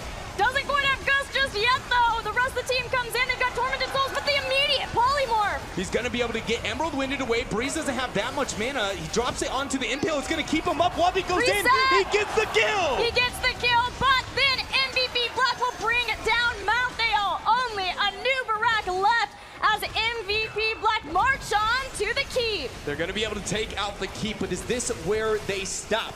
MVP, you know that they're going to be wanting to try and take this core. They go in, not able to land any crowd control onto Breeze. If Breeze was stunned by that, you know that that could have been, it would have been game. So very good job by him getting away. But MVP's got the 20 talents here, and we are only 15 seconds away from what I would expect to be the last Punisher of this game. Yeah, MVP Black can go back, lick their wounds, get reset, and get to the shrine, clear out the waves. But it's Fnatic who has to clear out this bottom lane, now losing the keep. That is a problem because the shrine is in the top lanes. They need to deal with that. The towers, as our amazing observers showing, are already down in the top lane. So that is a bit of a headache for Fnatic, with MVP Black having 20 and having a presence on the shrine. They caught a Cocoon onto the Bright Wing. She has an Ice Block, but that's only a couple of seconds. Can the Gus get there in time? Emerald Wind, yes, they have the cleansing dash so that she can Emerald Wind out. Continuous wins. Sake survives. If he goes down there, the members of Fnatic can turn this game around. It secures themselves a Punisher for the Punisher. It secures the top 4. It may be the keep at that point in time. Very good job from MVP Black, mitigating their losses here. Sake, though, he's still being hunted by Fnatic. This little Bright Wing that could live just barely. The Bright Wing that could. MVP Black is dealing with Wubby, catches Wubby and takes him down on top of the shrine. He was going for a play to try and get that collapse up into that top shrub and flank the members here of MVP, but able to sniff it out, catch him off guard. Now a 45-second advantage for them. The 20 talent here, as we said before, and catapults are collecting there in the bottom lane. Fnatic is in a lose-lose scenario, it feels like here. Flight. There's the epic flight. No Gus yet here from Rich. Not yet. Tist on the other side. Horrify is forced now to push Tish in a bad situation. Ancestral Healing saves Black Exit. Sake is still going down. Fnatic are able to get the 1 kill, but they're losing so much from it. It's cost them an Ana later on. The dash is going to be dropped there, and Nubrak going in to try and stop them from moving to the core, but Rich is going to go and gust him right on in. MVP Black look like they have done it here, Gilly. It looks like they're going to be able to tie this one right on up. Fnatic won their semifinal 3-0, and MVP Black did the same. But Dreadnought, I dare say, we've got a series on our hands as we are going 1-1 in this best-of-5 grand finals.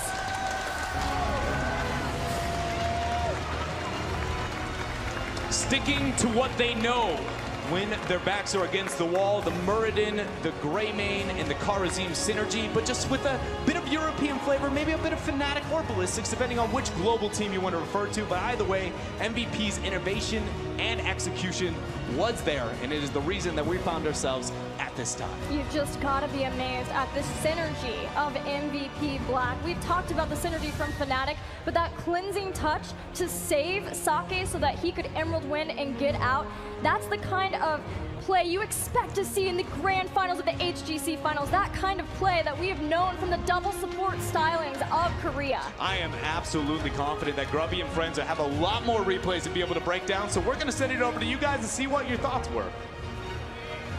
Indeed, strong control from MVP Black there in game number 2 with the gusts, with the winds, everything to try and stop the Malfail and the band of boys that we do have from Sweden. Very, very difficult for Fnatic to really get too much of a hold onto that game, Grubby. Yeah, and plus it wasn't just used defensively. Before the draft, we were skeptical of how defensively MVP Black drafted, but they actually used Falstad and Muradin to jump in with Emerald Wind Brightwing bombs to play very offensive. There was a lot more dive than it looked like. We thought maybe Kharazim, Mura, Greymane can dive, but what about the backline? Well, they get right back. They get right back in there.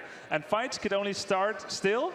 Even having said that, they can only start in one way. It's if Muradin, Tist, gets the jump on either Ana, Rhaegar, or Gul'dan. Preferably Ana and Rhaegar at the same time. And I got a cool moment here as we jump into this.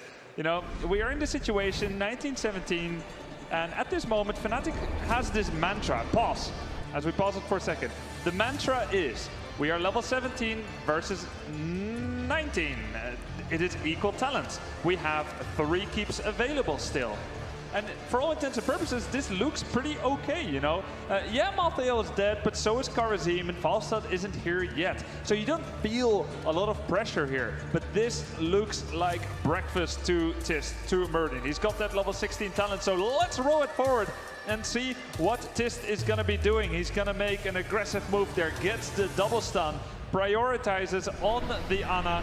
Everyone is ready, but unfortunately here, Smex shows he's only human, hits the Ancestral on Breeze, who did Bro Charge right in there. You know, that Ancestral hits on Shrimpy. There's actually enough space here to save the rest of the members and keep this a 4 versus 4, which could be the crux of a comeback for Fnatic. But these kind of tist engages have been happening the entire tournament. He's the warrior to watch, I feel like, of this tournament, and just insane engages, always coming from where you least expect it. I mean, regardless of if the supports were under threat, it felt like Gul'dan was under a lot of threat for the same reasons. Jay and I were watching this, man. We saw Gul'dan get hit over and over and over again. Very aggressive positioning, very forward positioning, trying to get most of his damage off of his fells, actually.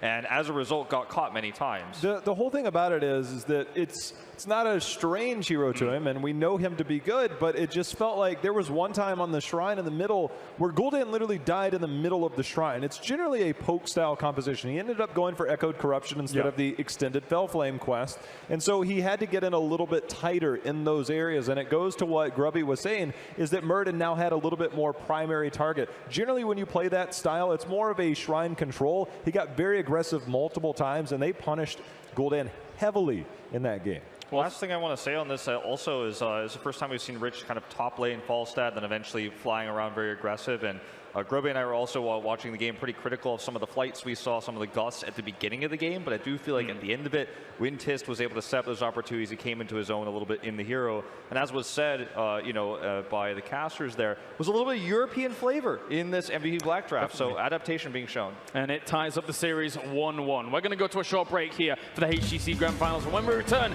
game number 3 of the Grand Finals. The 2017 Heroes Global Championship Finals are brought to you in part by Republic of Gamers, Intel, T-Mobile, and NVIDIA.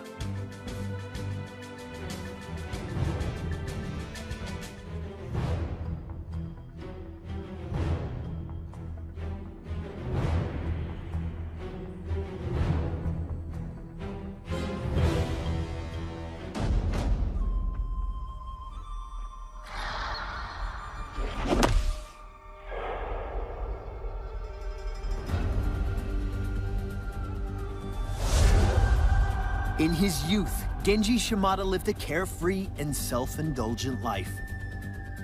But when Genji refused to join his older brother Hanzo in running their clan's vast criminal empire, he was mercilessly cut down and left for dead. Bound by Overwatch and given a new cybernetic body, Genji struggled with his dual nature until the Omnic monk Zenyatta taught him to find inner peace. Now in the Nexus, Genji uses his elite ninja skills to fight for what's right. Genji is an opportunistic, mobile assassin who can tear apart a weak backline. Genji's trait, Cyber Agility, allows him to quickly traverse the battleground. When activated, Genji leaps into the air and lands at his targeted location, jumping over any impassable terrain in his path. His first ability, Shuriken, launches a fan of 3 ninja stars in the targeted direction. This ability can store up to 3 charges, and its cooldown refreshes all 3 charges at once. Deflect is Genji's primary method of self-defense. When activated, he briefly gains the Protected status, preventing all damage to himself and dealing damage to his nearest enemy whenever he is attacked, prioritizing heroes. Swift Strike serves as both a damage and mobility tool. Genji dashes forward a set distance, damaging all enemies in his path. If an enemy hero dies soon after being hit by Swift Strike, its cooldown is reset. Genji's first heroic ability, Dragon Blade, works similarly to how it does in Overwatch. When activated, he draws his sword and gains a powerful melee attack for a brief window of time. While Dragon Blade is active, hitting Q or R causes him to lunge forward and swing his sword in a wide arc, damaging all enemies he hits. X Strike offers Genji a more front-loaded heroic option in terms of damage. He leaps into the air and carves 2 giant slashes into the ground, damaging all enemies they hit. He then delivers a third and final attack as he lands, dealing heavy damage to all enemies in the targeted area.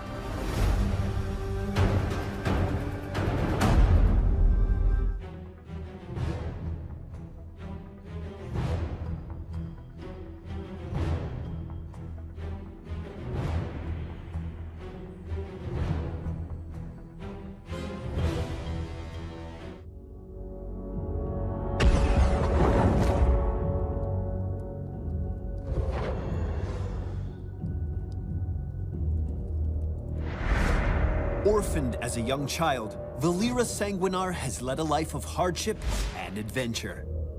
She forged iron bonds of friendship with Brawl Baremantle and Varian Rin while fighting alongside them as a gladiator. Even after becoming Varian's advisor and bodyguard, she held on to her independence, which she still maintains as a member of the secretive Uncrowned. Now in the Nexus, Valera is loyal to neither the Horde nor the Alliance, but to her friends and herself. Valera is a quick and deceptive assassin who strikes from the shadows with deadly combo attacks. Valera uses energy instead of mana to cast her abilities. Unlike mana, energy constantly replenishes at a rapid rate.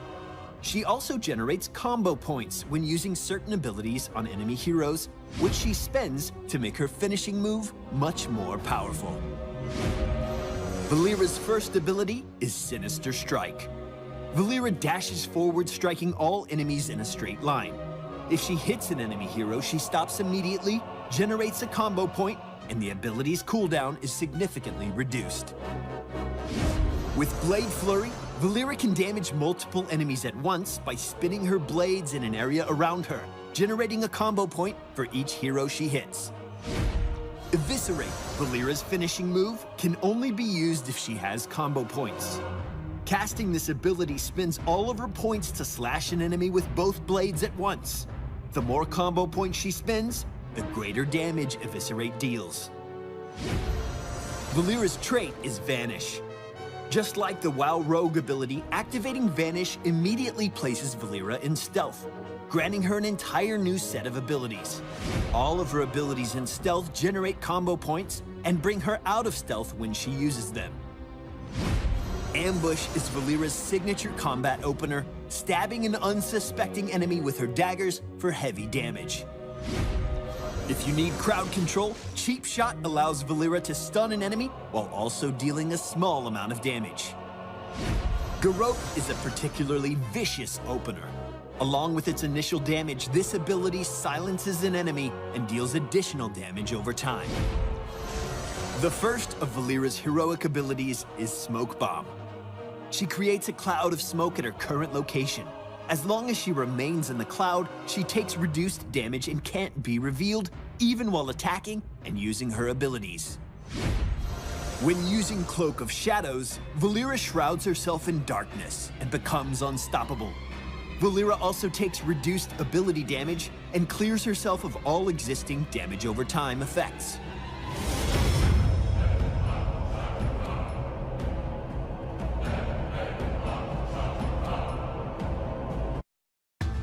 Welcome back, ladies and gentlemen, to the HGC Finals here for 2017, as we are in a 1-1 situation between two previous world champions, Fnatic and MVP Black. And in the previous game, we saw MVP Black asserting themselves quite a bit, being able to control the battlefield a whole lot more than game number one, and they were able to do very well in that second game. Yeah, I mean, there was like two things that made me unsure of it. One is Rich's false start play in the beginning, but like Wolf said, he really rounded out, adapted, played the macro game, and even his flight and gust ins were more judicial, more well-timed, and more precise.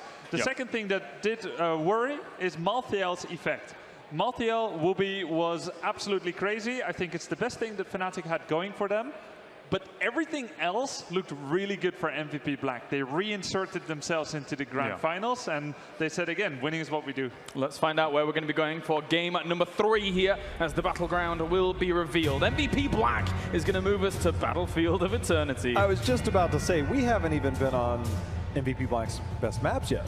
That's what's scary to me for Fnatic. We talk about BOE, Tomb, which Fnatic is good at as well, Dragonshire, things like that are still going to be available as we move forward. I think Dragonshire might have actually been banned there, but the fact that we are just now approaching MVP Black's picks, this is a scary, scary battleground. We already saw what they did in their previous series. They steamrolled through that. We'll probably try and do the same here. Yeah, I think strategically this is Black's best map. And it's not always about the team fighting. And we talk about how Europe and Fnatic specifically, obviously in this grand finals, but as a region as a whole, are so good at macro, so good at using those heroes like Falstad to control the macro aspects, whereas we saw Black just control with Global's team fighting. But this is going to be about the draft, about the objective. All right, currently 1-1 here in this best of 5. Fnatic and MVP Black for $500,000 for first place. We'll do battle on Battlefield of Eternity. Still banning the ETC. Want none of that. So first pick Muradin locked in instantly, taking control of that warrior, which we've seen Tist do phenomenal on so far. Get that in the hands of Fnatic. Safe start, to say the least. Yeah, and this actually does, I think, hurt MVP Black quite a bit to run this style. They must have a different warrior prepared or planned. We've seen a lot of Johanna in this tournament. You know, Grubby likes to talk about the really bad win rate of Johanna 2-6 in this tournament. But let's see what Fnatic wants to run if that warrior becomes appropriate here. But yeah, I mean, Muradin has been the go-to pick, picked in second rotation both times here for MVP Black. And MVP Black hasn't shown a predilection to take a Nubarak when other warriors are unavailable. Now, I even dare say that Fnatic won't let Tist Muradin happen again, absent an ETC on their own side. Just Tist Muradin finds too many weaknesses. So I think that part is over. So we'll see if that's true. One thing that we actually saw the other day was a Samuro. Now, historically, I remember watching Fnatic bust this out at mid-season brawl, and everybody was kind of caught off guard. It was something that Wubby kind of started to formulate a plan, a good way to use this, and Grubby talked about how this is his best battleground. It's almost impossible to die in the hands of a skilled player, and Wubby at the top of that list. If he does pick it, it would be towards the latter end. MVP Black also, by the way, has played Samuro on this battleground during their league phase. So that's definitely an option. I'm confident that Wubby could play that hero well if he wanted to. I don't have scrim data, but that should be a good pick, but we'll see if it comes out later. It's one of the more wild picks that we can consider. Rhaegar, okay, so that's actually pretty cool because Arthas counters Samuro pretty well, so you know it's still possible. Arthas is actually one of the most picked heroes for MVP Black. I believe the last 3 times that they've played on this battleground, they've picked it. So it's a very traditional pick for them on this battleground. They like to play it when they want to run a more defensive style because it allows a very defensive setup against aggressive dive type comps. In this case, I think it's this Arthas pick for Fnatic is more about controlling Greymane specifically. And Greymane can be very dive oriented. You already have the Kharazim on the side, so Arthas is strong against both heroes here. So it's a very safe pick for Fnatic. We've seen it picked on this battleground in Korea and Europe alike against compositions that run the Greymane or other heavy melee. Plus, now you have Muradin and Arthas, both control Greymane pretty well. And keep in mind, there can be 2 Greymanes. And it's not that he's pregnant, it's that Abathur could be, you know, coming out here for MVP Black. I'm glad you clarified that. That was my original conclusion. Mine too. I'm like, all right. Everyone's thinking it, might as well say. But yeah, I mean, Tyrael, Abathur would be like a great follow-up to this initial draft so far. This is a very control style for Fnatic to control that. You talked about controlling the potential aggression coming in from Greymane, but it also gives the added protection for a potential Li Ming or Vala if it were on the side of Fnatic. Instead, we've got Li Ming over on the other side. This is incredible race potential here with Greymane and Li Ming. I wonder if we'll be seeing a Vala coming out here from Fnatic. Fnatic is going full tattoo now. Running through their head is what is going to be the last warrior by MVP Black. I just saw your expression. Thanks, Jao. Can't believe. That's what I'm going for. MVP Black has one more warrior pick. Fnatic needs to answer which one it's going to be. I would like Grubby said. I would like we're under all our heads, Jao, but I would like to see potentially a Tyrael pick here for MVP Black. It seems counterintuitive in a lot of ways because you don't have a strong front line and Tyrael will get burned down very quickly to a lot of potential types of DPS by Fnatic. But I think when you have Ana with incredible sustained healing coming through with Kharazim, you just kind of protect and poke the Immortals, something that Black has shown us already gets expert, albeit with a different type of Li Ming composition. I think it's a very safe play. Let's see if Fnatic starts to snip that out. Oh. All right. So if Sanctification comes out, Leyline Seal can put a stop to that. Stasis overrides invincibility. One of the heroes that it's been a while since MVP Black ran on this battleground, something that has pretty decent frontline control and makes skill shots very easy to hit is a taunt in the form of Garrosh. Garrosh, obviously, if he gets the toss back, It's kind of a counter there with Medivh to make sure, because Arthas doesn't have great mobility, Rhaegar doesn't have great mobility in terms of escape once they're on the backline. Muradin's kind of the only one there, and you get the added protection and a whole lot more with Shrumpy on that character. I think another potential pick here is, well, there's the Johanna coming out. We talked about it from the beginning. 2-6 indeed. I was going to say, you know, if it's not the Tyrael, I was thinking maybe Nubrock is still a strong option, even though it's very uncommon to see MVP Black run this hero. You just remove the Rhaegar, remove that healing, remove that Ancestral, burst everyone down, you get the resets from Li Ming.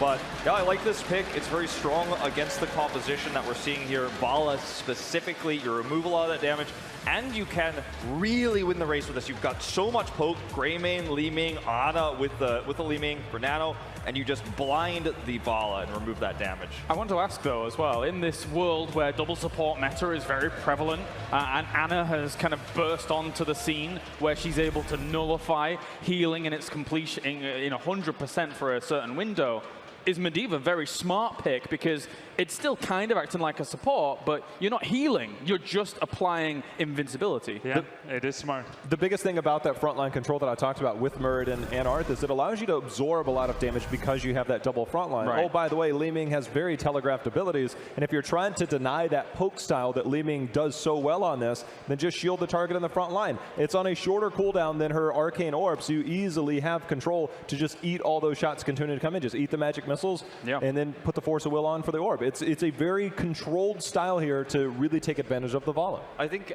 you can also make the argument, however, though, that if all the protection is spent on that target against the Orbs to kind of act like as a linebacker there at the front to try to block that damage, you have the ability to, just with longer sustained damage from Greymane, break through that. And I don't think that Medivh is very strong against that. Sure, it can kind of help against cocktails, but not really. And that's why I think it's really cool that MVP Black has two types of damage here, both very strong at poking. But you give me faces, J-Hal. It was we've got to work on your sports knowledge a little bit. It's time. Game number 3. I'm going to cut it here. We're heading over to our commentary team to figure out who is going to take the lead in this best-of-5 grand finals. 11-0. That is MVP Black's league record on Battlefield of Eternity. But on the other side, we've got Shwimpy's Medivh and Dreadnought. That's kind of a throwback to last BlizzCon for Fnatic. Yeah, last BlizzCon was the first time that we were able to see kind of Shwimpy bust out the old Medivh, and he had some of the best performances I feel like I had ever seen on the hero. It has continued throughout all of HGC, and you know it's something that MVP Black has got to be concerned about. Medivh, he breaks the rules of Heroes of the Storm, and Fnatic is very, very effective with him. Well, let's see if Medivh is enough to deal with the terror that MVP Black is on Battlefield of Eternity. We are all tied up as we head into Game 3 of this grand final between Fnatic and MVP Black.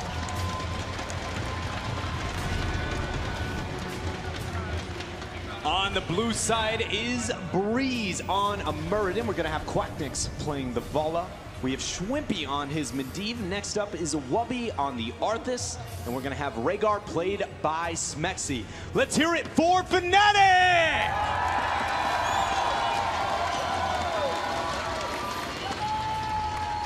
And in the red, Sake playing Karazim. Reset, looking for resets on Li Ming. Tist playing Johanna.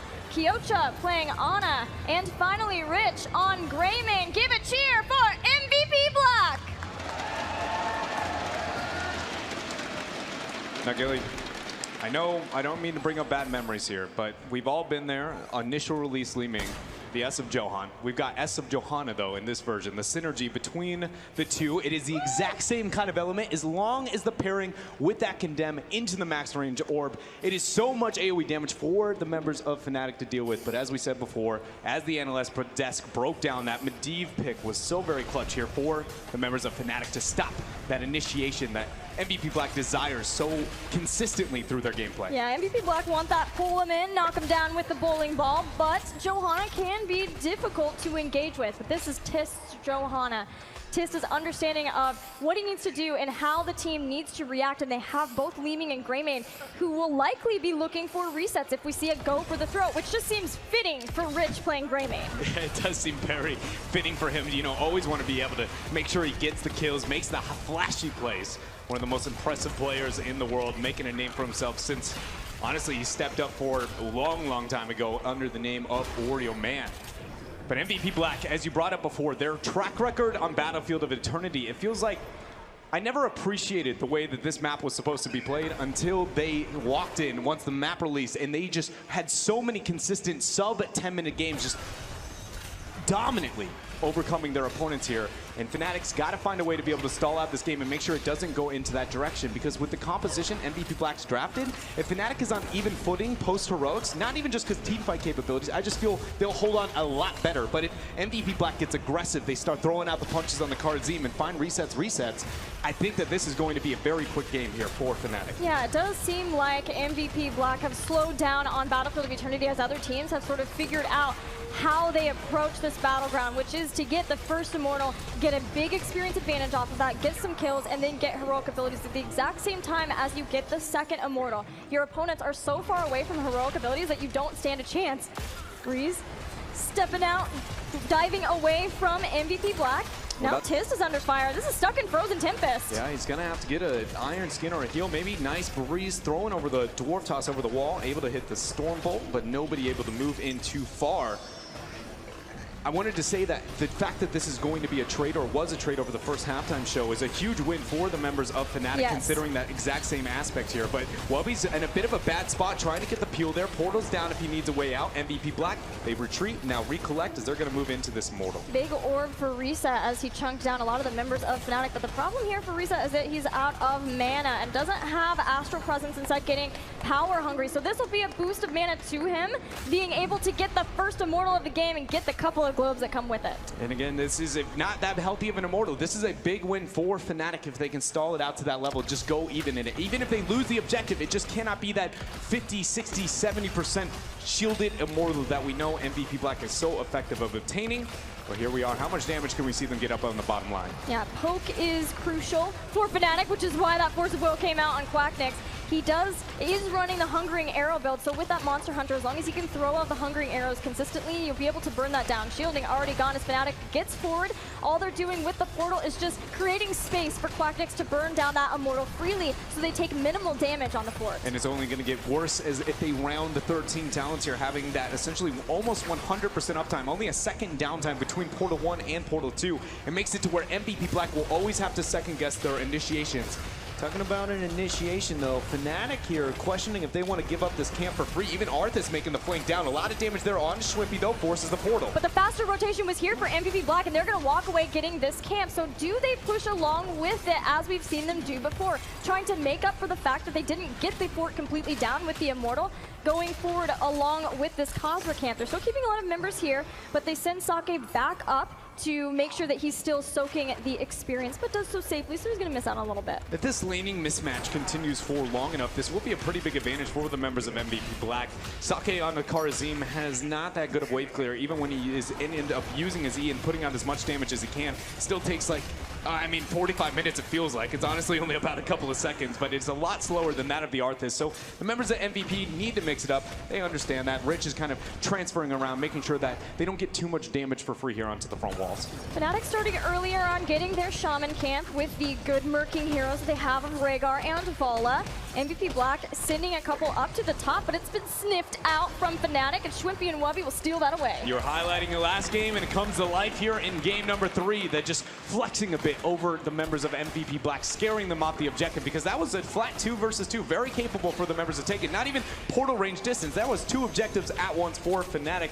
And it's that level of respect that we used to only see out of the Korean regions, where it would be, again, we talked about Noblesse. He just walks up and he's like, this is going to be my camp now, 1 versus 5. But we see Fnatic here able to bring that against a team as formidable as MVP. Yeah, it's so awesome to see Fnatic using that. We're the global champions. Respect us. Get out of our camp. And they get the double camp push in top and bottom lane. MVP Black narrowly almost lose Rich, but do get their Shaman in the top. But Fnatic, because of the amount of pressure that they've done, have the lead on the Immortal phase, this second phase. Nice sleeper dart thrown out by KO, which is going to force Breeze to kind of just, take a little nap there out in a bad spot. Immortal phase is kicked off into the halftime show. Fnatic got a huge advantage over that first half. That was very well done because of the macro pressure they were able to apply. And as I said before, I'll keep saying it when these Immortals are up, that has got to be the game plan for Fnatic. If they can stall that out, play it slow, it's not whether or not they get the Immortal, it's just making sure MVP Black doesn't get a great Immortal. Dread, you can't sleep on Fnatic. Even though MVP Black won the last game, they're still tied in this best of 5 and anything can happen. Sleep Dart hits Wubby.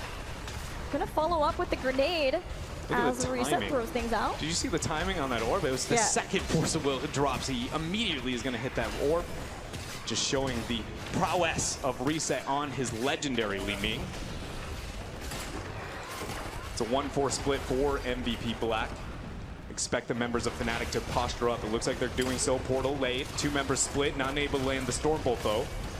Tist is the one furthest out as Sake comes up. All of MVP Black are here ready to jump on top of Fnatic, but excellent Howling Blast from Wubby to get the disengage for Fnatic. So Rich will be sent back down to the bottom Immortal. MVP Black still trying to punish the lack of poke, only just having the Vala there as the pick, but the portal's down. And Tis is almost out of mana as well. Fnatic is able to secure the remainder of that Immortal, saving the rest of his mana to make sure he gets the Iron Skin out. And now Fnatic find themselves with their very own Immortal here in Game 3.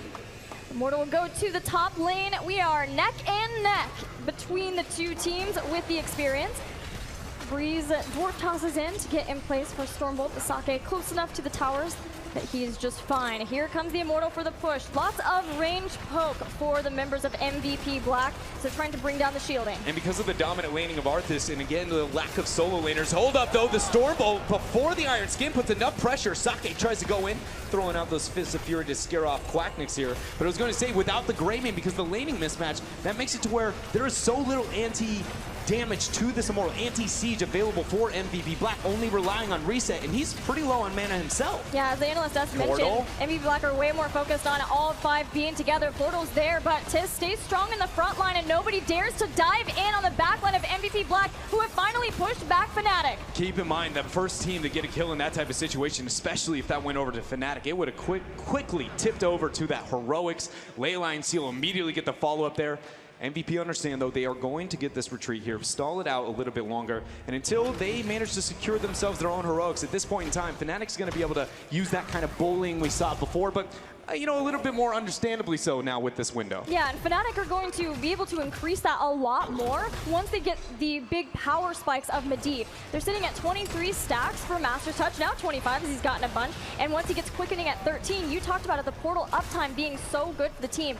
That's when we can see Fnatic really come online with their aggression, and generally that's when we see Fnatic come online anyway in the types of compositions that they run. They like to wait until they at least have heroic abilities before they strike. And though we didn't get it into the last game, this is one of the few maps where Syndragosa, I don't want to use the word meta, but she pops up here and there, you know, likes to freeze down all of the structure, so I like the fact that the members of Fnatic are holding on to that though. No Haymaker, and sadly we commit to Army of the Dead, but it's going to enable that team fight. This is where I expect Fnatic to really be a problem for the members of MVP Black, unless we see Rich or Reset just popping off with that backline DPS. No Sleep Dart yet. MVP Black has their heroic abilities. We're not seeing Divine Palm, 7-sided strike chosen by Sake. And of course a nano boost for Ana for MVP Black. Traditionally, normally I would say, I'm pretty hesitant to support 7-sided strikes. Okay. But this is one of the few cases where I think it is kind of a must for MVP Black. Even if they save somebody with a palm, the long team fight is not in their favor. They're going to be out sustained. They're all going to be out gap closed. So what they need to do with this raw DPS composition, I know it seems surprising, Gilly, but they just need to flat kill them. And they need to throw out the DPS, bring the battle to Fnatic. Well, they can't bring the battle now, at least not in the way they would like, because the Blessed Shield didn't connect, but that'll be up soon enough.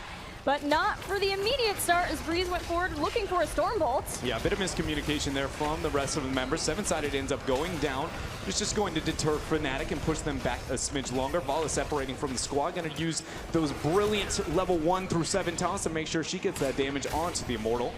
Though MVP Black have really good Immortal poke between Greymane and Li Ming, they have been way more focused just on defending, and that has allowed Fnatic to get this free damage on the Immortal. But if they clump in chokeholds like that, that's where I expect Tis to really get the value out of it, because it condemns and get the initiation. And a lot of that situation comes down to the lack of hard CC on a frontliner. When Blessed Shield's off cooldown, the standard Johanna problem, she cannot get the fight that she wants to initiate, especially into an Arthas. You have to pop the Iron Skin just to even keep up with them. Yeah, she at least has conviction. Speaking of that Arthas. Wubby is moving it forward onto all of MVP Black. So is Breeze jumping in the back line. Oh, that Seal is Ancestral! out. It ends up landing there for Smex. Force of Will going to be used for Schwimpy and keep him alive. Look at Wubby onto Reset. The sleeping dart goes down on top of him. We already see Schwimpy diving on the side, and Sake ends up using seven-sided strike to keep himself alive. He's able to make it out. This fight is on all fronts, but Tisk barely staying alive. Oh! Has the Iron Skin, and Reset with an orb obliterates Rhaegar. And for the first time, MVP Black now is going to set themselves ahead of Fnatic and get a lot of damage here on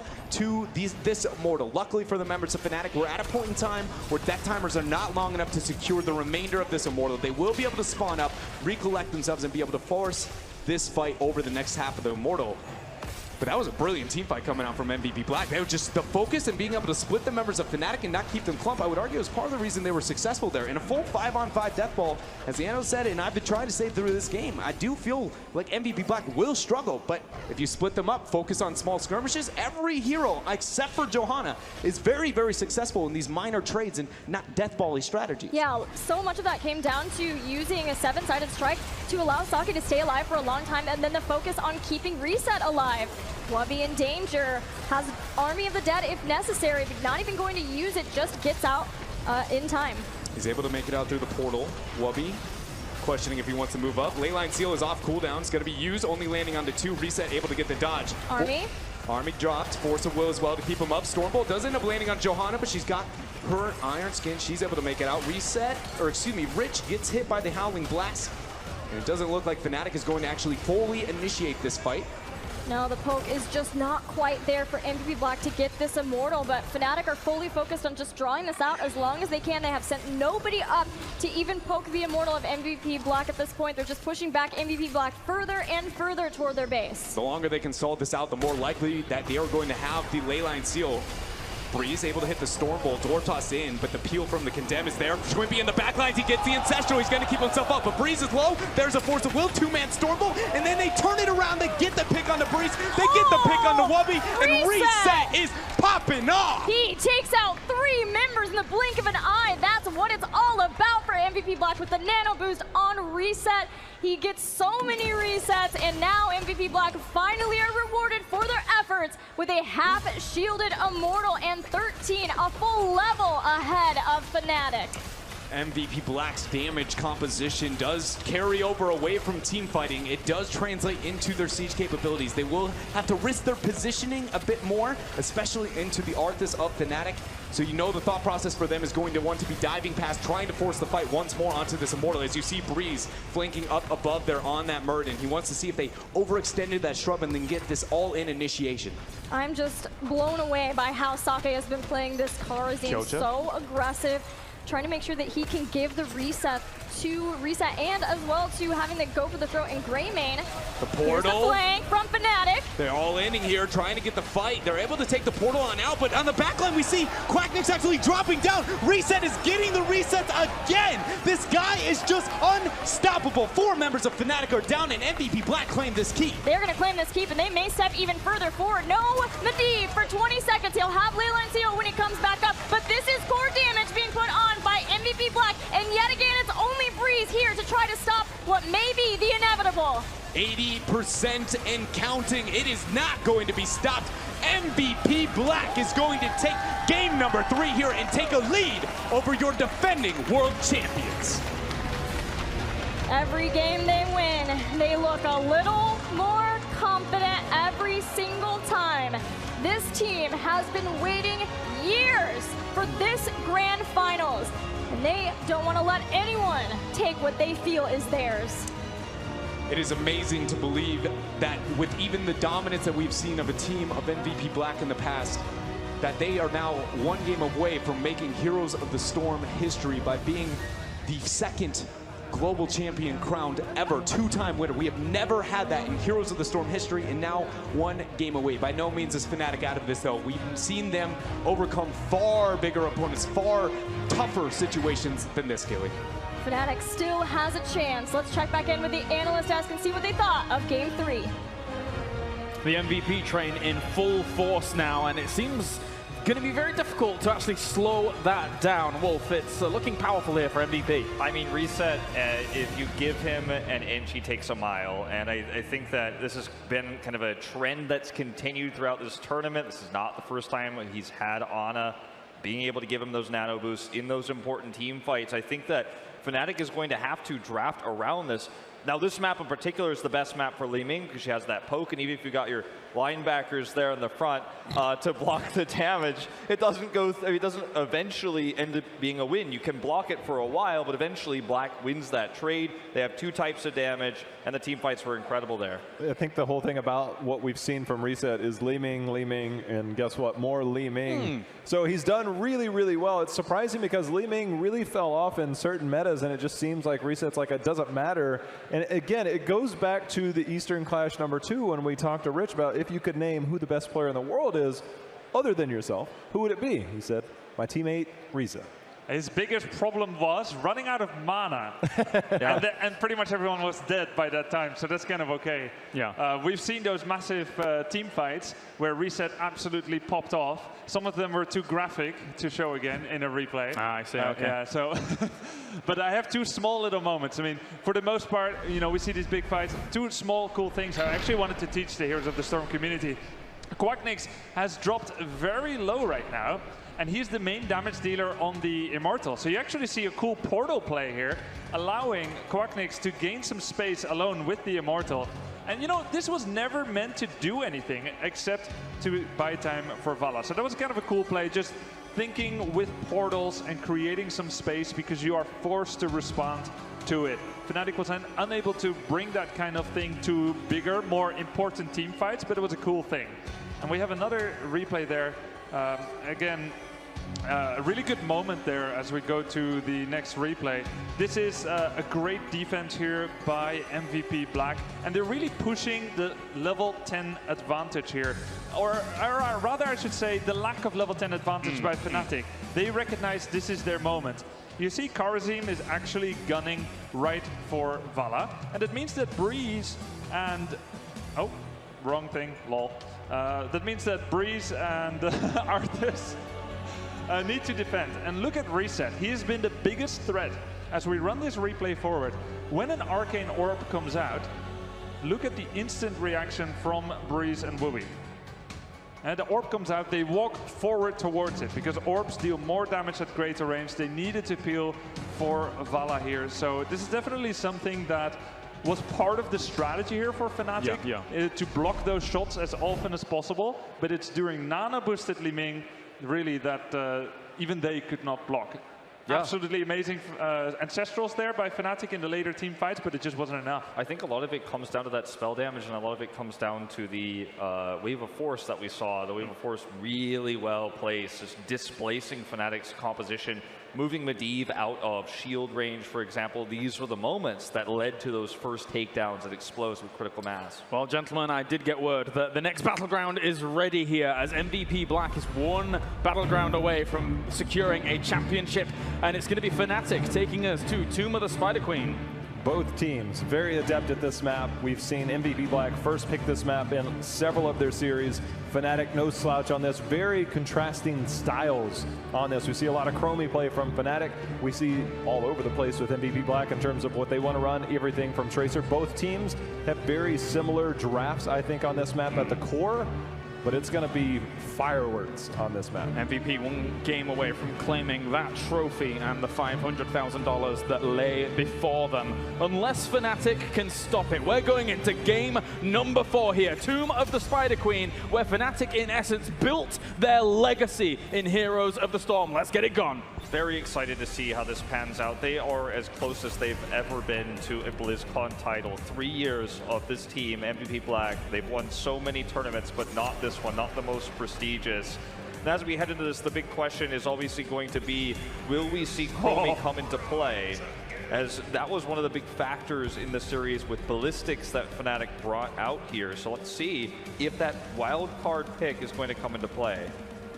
Now, one thing to remember is, you know, MVP Black fans will be rejoicing here, looking back at the last 3 games, recognizing that the only victory thus far for Fnatic was against the Specialist Triple Warrior single support comp.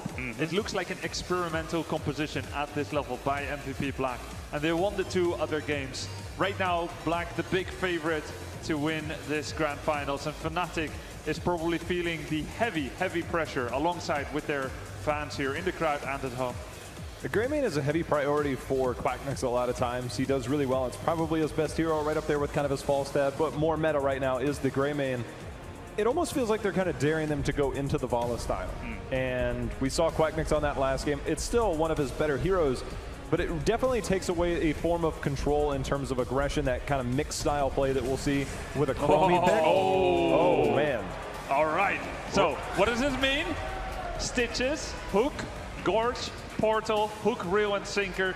The abduction combination, the kidnap combo. Stitches, gorge, through the portal, massive displacement. And this was a map where you have the forts up for a lot longer than other maps, so you have the fort up long enough to where, and oftentimes walls too, where you can actually get so much of that, whereas on other maps, if those fall down, you don't have really those zones to actually portal behind there. With the gorge, this is a very risky composition, it's very all-in, but we very rarely see this in Korea, so I think this is a go-to by Fnatic basically saying, okay, we have this style really well fleshed out, and you won't necessarily know how to deal with it. I will take the 3 Rice Krispie Squares if the next ban from MVP Black is Kel'Thas. Really? Yeah, I mean, we've seen Dignitas and Fnatic run that, right? As a follow-up damage with the Gravity Lapse, as one of the few ranged assassins who actually possesses a stun in their base kit. The others being, I guess, if you count Tyrande, Raynor, maybe 1 or 2 others, Vala, Rain of Vengeance, but Kel'Thas in his base kit, in his base ability. So that could be, that could very well be. I mean, obviously Malfurion has kind of been a staple with the Stitches as well, and with no supports locked in yet on the side of Fnatic and MVP Black having both of theirs locked, the Malfurion could be a go-to ban if Fnatic wants to try to run that as their follow-up stun here, or root in this case, I should say. Let's see if Black wants to go to that. I like the Muradin ban a lot because we've seen Muradin obviously rise in this tournament. Although with MVP Black not picking that, opting for the Rhaegar Tassadar, that shows me that they've got something up their sleeve as well. That's one of the combos that we see in here. But I now wonder if we might see a potential Stukov here. If we do see Gorge, one of the ways to make sure the biggest counter towards a hook Gorge onto a Stitches is simply to hard engage onto a Stitches or use a force wall. But if you have that flailing swipe option to create space, give yourself an opportunity to get those picks, that could be in play here. I mean, sometimes also the silence can obviously stop a Tassadar from dimensional shifting, for example, out of these types of combos. So with supports kind of choked out here a little bit for Fnatic, I absolutely think this could be a support to go to here, but I think it also depends on what DPS Fnatic wants to run. It could also be Brightwing and or Falstad. Exactly, yeah. We did see them run that card. It's not exactly the most amazing comp, for this map. Yes, exactly. But it's still got a lot of power. We saw it being able to secure kills on heroes that you don't normally see being secured after that combo. I wouldn't be surprised, by the way, if we also just get the Falstad again. Instead, we get a Quacknix Genji, because I'm pretty sure that will be, obviously, or excuse me, Quacknix Genji Schweppy going to be on the Medivh. Right, so we only don't have the support yet. MVP Black already has 2, so this is the safest one to save till later. Yeah, I mean, Brightwing is very strong here still, and I think that Uther is also a great pick. Uther has a follow-up stun for Stitches. You have the ability to empower those Dragon Blades. So you kind of have choices here now for Fnatic in terms of what you can follow up with the Stitches. Poly, very strong here, so I think those are 2 great options. And whoa, picking the Chromie into Fnatic is MVP Black. But here's the thing, I'm honestly terrified for Fnatic's draft here. And the way that they made their name on this map was with a lot of wave clear and some really epic long games against Dignitas. They have terrible wave clear with this composition. Genji's is bad, Medivh's is bad. You're not really getting the clear. And when you have web weavers pushing against you, and you look at the wave clear of Greymane, Rhaegar, Tassadar, Johanna alone, that is ultimate battleground control, Tassadar dimensional shift, Johanna with the iron skin, a lot of control, a lot of difficult ways to get on this. Oh, by the way, Chromie, you're not going to hit her with the hook because she has some pretty long range abilities. So I'm actually terrified for Fnatic, and it feels very one-dimensional in a sense that you don't have that follow-up option of wave clear, things like that. I'm actually really scared with Fnatic's draft right now. Yeah, and you know, I think they went into that dimension with the first 2 picks, and a large part of this game will be how well does Fnatic perform pre-level 10. It's going to be the Ana. Solo support Ana. I suppose, I think this is the first time we're seeing solo support Ana technically in terms of healing, right? Medivh is a pseudo support in that he supports teammates and things like that, but it feels to me that it's almost wholly unnecessary that Fnatic would take this style of draft. They've beaten MVP Black in straight up games before. I don't feel like this was necessary. On the same note, though, I feel like this game could get out of control for Fnatic. We see some good early game hooks. We've got the crowd behind them, for example, and I think this could swing if we have that explosive start. But with MVP Black preparing for this, banning the Malfurion, for example, Ana Sleep, not really a reliable follow-up stun, I'm not very confident with this draft either for Fnatic. Well, Sleep is half a second stun. You can draw it out if you don't damage the target, so that's cool. But also, you can Sleep Dart into hook. Now, MVP Black's positioning has been sublime. So I don't think it's going to be that easy, particularly if someone gets slept. Yes. How can I think it's sleep. Yeah, then someone else can go stand in front to block the follow-up hook. So I think MVP Black has the tools to deal with this, but we got to sell what Fnatic is doing here as well. And Fnatic, they're going to have to be aggressive, not only from the start of the game, but throughout the entire game. That's the only way this works, is by getting the picks. I just think they're going to have a difficult time, especially with the composition that we see drafted from MVP Black. Time to go into it. Game number 4 as Fnatic tries to battle back and keep the hopes alive here in this grand final. MVP Black is 1 game away from becoming our world champions. 2 explosive compositions for what could be the final game of the grand finals. Dread, what do you think of the comps? I feel like we have the Medivh on the other side of the table, and that is going to be something, again, like we saw in the last game, that the members of Fnatic are going to very much have to rely on here. But I do side a little bit with the analyst desk, maybe not as to the same degree as them, but MVP Black's draft here is a bit scary, and the members of Fnatic are really going to have to find a way to overcome that here. Well, time to rally for Fnatic if they want to go to the 5th and final game. We're headed into game number 4. Tomb of the Spider Queen with MVP Black up 2-1.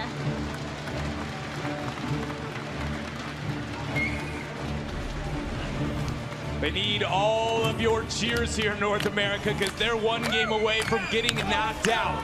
It is Fnatic in the blue, where we have Breeze on Stitches. Genji, played by Quacknix. Dahaka will be played by Wubby. Medivh will be played by Schwimpy. And as always on support, Smex on Ana. Let's hear it for Fnatic!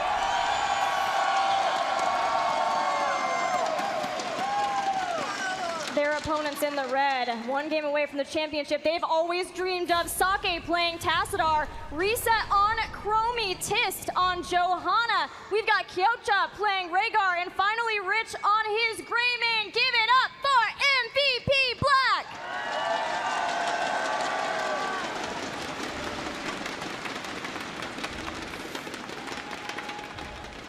A house divided in here. Torn. Laning situation for the members of MVP Black, mirroring that of the feel here of the crowd, going with a 2-1-2 to be able to deal with the scary rotations that the members of Fnatic provide here, with the Stitches threat, the Medivh rotation threat, and more importantly, that Sleep Dart kill opportunity available here. I do appreciate the laning situation, though. It's going to really pull away from the dominant laning phase you would assume Fnatic may be aiming for here on a map like Tomb. Now, of course, Fnatic are hoping to win this game hook, gorge, and sinker, but the Stitches still also provides a lot of wave clear, especially with the slam build. I'm sorry, I had to do it, okay? It got to the point.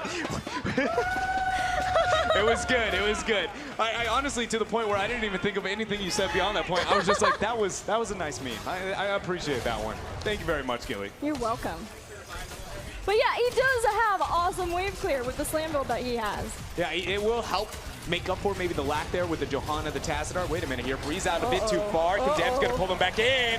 MVP is going to find themselves here first blood in game number 4. MVP Black feeling very good about that. Anything that they can do to start the momentum train early for this game. All they want to do is keep staying in the heads of Fnatic as best they can, continuing their rotations up. Reset also will be trying to stack up the Sandblast. She's such a good hero to use in defensive strategy. She really kind of, Chromie came into the meta whenever the 1-3 laning situation, heavy tri-lane, the Holy Trinity meta was very much a thing. And she's so very good at defending and more importantly, stalling out on top of those turn-in points here. Fnatic is a team that is very clever, especially with that Medivh to kind of cycle between the two turn-in points. But when you have such an amazing range like Reset there onto the Chromie, I assume that this is going to be a far more difficult turn-in phase than you would normally have if, again, you have the Medivh on your roster. Well, it was Fnatic, right, who started using the Chromie a lot on this very battleground against an Ariel, punishing the lack of cleanse that she had with Temporal Loop. And I have continued to be surprised by the respect of strategies that Fnatic have brought in and the strategies that have been Fnatic's cup of tea for a long time. Things like Chromie now being played by Reset, even the globals that we saw from Game 2 for MVP Black, a strategy that Fnatic are just known so well for. And I feel like that's kind of why so many casters, so many talents, so many people behind the scenes in competitive heroes were kind of, taking a minute to show concern towards this boot camp that most European teams did have within the Korean region. Aren't you going to be teaching them how to play the game, to play your very play style? And I don't think that is the reasoning we see that adjustment here from Korea and MVP Black, but it is why everybody was so concerned. You never want to teach your opponent. If you think you're better, you never want to give them the top tier strats. No, but when we talked to the European teams, they felt like that wasn't the case with the boot camps, that the MVP Black and the rest of the Korean teams, nice helping hand there, were the better meta at the time. They had the stronger meta, and that helped Fnatic and the rest of the European teams be able to adapt to that, or at least know what was coming their way. But here still, MVP Black is such a force to be reckoned with. They've only lost one game. That was the one game, though, to Fnatic. So Fnatic can do this. They can try to tie it up and take us to Game 5. And again, the creative laning situation that MVP Black has developed here with this 2-1-2, it is very difficult for Fnatic to really take a minute to figure out how to keep up with the transitions, either the pressure that they are applying between mid and top or the turn-in. They're just seconds behind the transitions of MVP Black. And this is on home turf. This is the map here that Fnatic made the climb. I say it every single time, but Europe is far better at Tomb of the Spider Queen than every other part of the world. And the Fnatic was the one who brought it really to that region that seems to have mastered it here. So what's the place where they chose to make their last stand?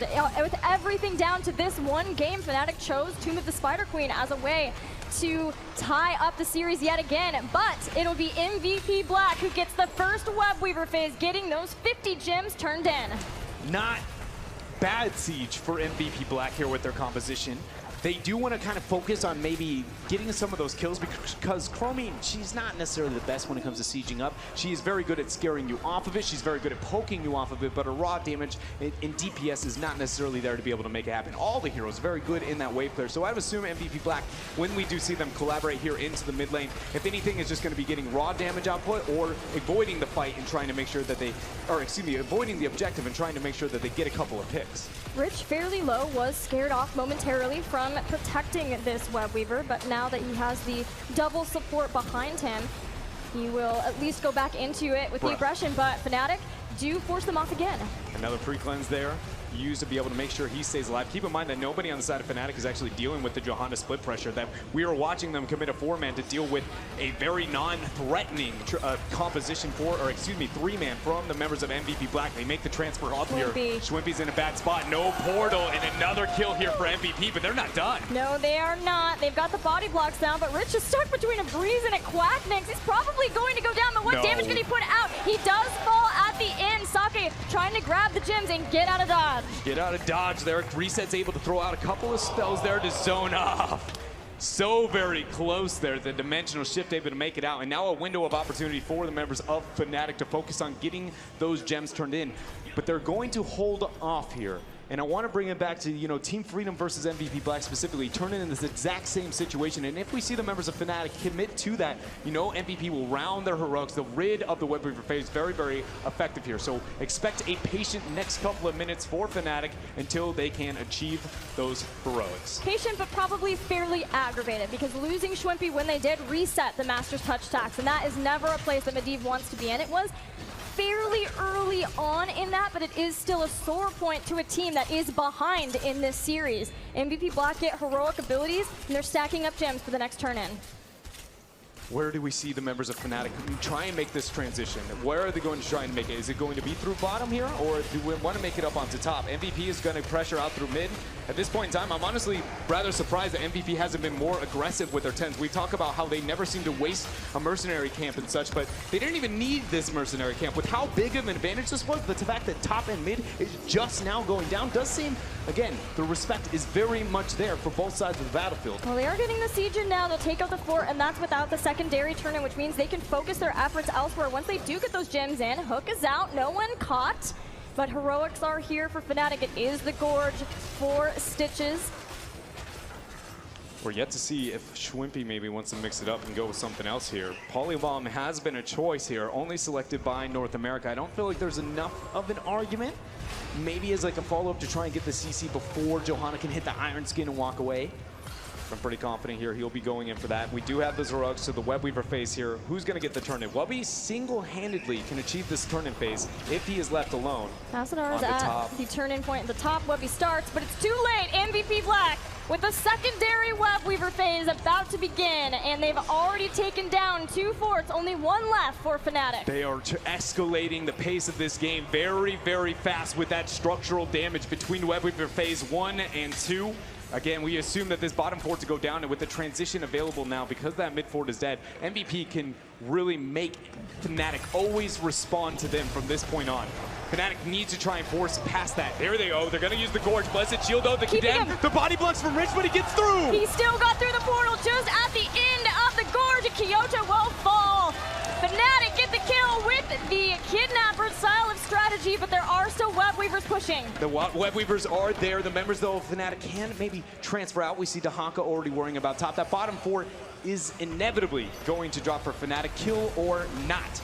But that was a big win for the members of Fnatic. Instead of just losing a fort, we would have seen a minimum of, half a key front wall up onto mid, and likely a majority of it there on bottom. It is so well done, though, from MVP Black. They very nearly kept Stitches from being able to get to the portal, and we saw why some of the picks that came out after the Stitches pick were chosen by MVP Black. Things like slowing Sands, trying to slow him down from getting to the portal. Of course, Johanna, who can Blessed Shield and pull him back in. Everything that they can do to keep Stitches from getting to that portal behind the gate. So what was the damage done? The final fort fell. MVP Black pushing out all waves, and with their 13 advantage in full view of Medivh, they head to the boss. They're going to pick up the boss, 117 gems in the bank of Fnatic. Wubby will be able to turn that in 2 more seconds down on bottom. The hook lands on to Chromie. Cleanse was forced there, but ineffective. Wubby will get this Web Weaver phase. The members of MVP trying to capitalize on the lack of man advantage for Fnatic, but they're not going to get it. Rich dives out, Leyline Seal on everyone else, trying to keep Rich alive, but using his ability to get out, he's just fine. MVP Black are like, fine, if you want to take this fight, we have the 13 advantage, and you have everything to lose in the gems. But if MVP Black loses this fight, they're going to lose a lot more than just a couple of members. Hook over the wall, lands onto Tiz, dropping the Iron Skin. Wubby in a bad spot. He dodges there, but it ends up going down. MVP Black taking the fight and, more importantly, decisively winning it there. They get that 1 kill and turn their attention to the Web Weavers. They didn't get the boss, but they will ensure that Fnatic essentially wasted so many gems. But the important thing for Fnatic, though, is that they only lost 1 person, and they still have a lot of their gems left to be able to hopefully get a turn-in after this. But the big deal is that MVP Black took that fight so far forward and then cleared out so fast that the waves are still in a place where they can still control the turn-ins after this Web Weaver falls. They may even be able to control more than that if they want to make their way up towards that top boss. As you see, MVP Black is still a ways away from that turn-in on their own. And as you brought to light there, the fact that there was only 1 member lost for Fnatic, it's so, different than every other map. Normally we see that one kind of kill into the mid game and you go, you're going to have a hard time. The death timer is going to be a problem. But legitimately, because you carry the objective on you, on Tomb of the Spider Queen, that death is sometimes it's GG even at 13 minutes into the game. So very calculated here for Fnatic. Hook over the wall into Rich. He's going to be portaled through. Slowing Sands, but there's the portal still stepping forward. Drops him right on the other side of the gate. Good night, Rich. The drag in isolation onto Rhaegar too. Leyline Seal's going to keep the members of MVP Black locked down. Kyoto drops. There they go through the portal, ringing it right back in. This is going to be 3 kills for Fnatic as they are down swinging. And Wubby zoning everyone else away. No one gets to help Tiz survive the onslaught of Fnatic. They get a 3rd kill and confidently step toward the boss. This is going to be the boss for Fnatic. Not alone, Chromie nor Tassadar have the ability to be able to stop this one.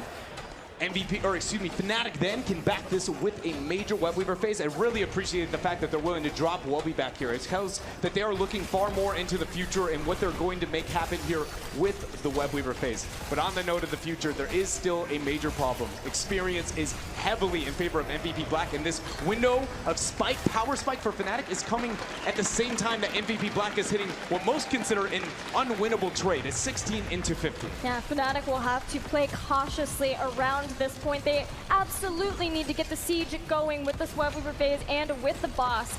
But they have to respect that. Potential 16 of MVP Black. Webweaver started this boss just now at the towers in front of Fort and taking a lot of damage from MVP Black, who feel totally fine just defending this in full force, since they knew with the Giants and with the camp that Webby was dealing with, the rest of Fnatic had to go all the way back to help escort these Webweavers up. And that's why wave clear is so important on a map like Tomb of the Spider Queen. If you don't have it, all it takes is that mercenary to push against you, and you're like, guys, we need to turn in now. This is the time. And you go, where are my Webweavers at? Oh, all the way stuck back in the base because we haven't been able to enable them here.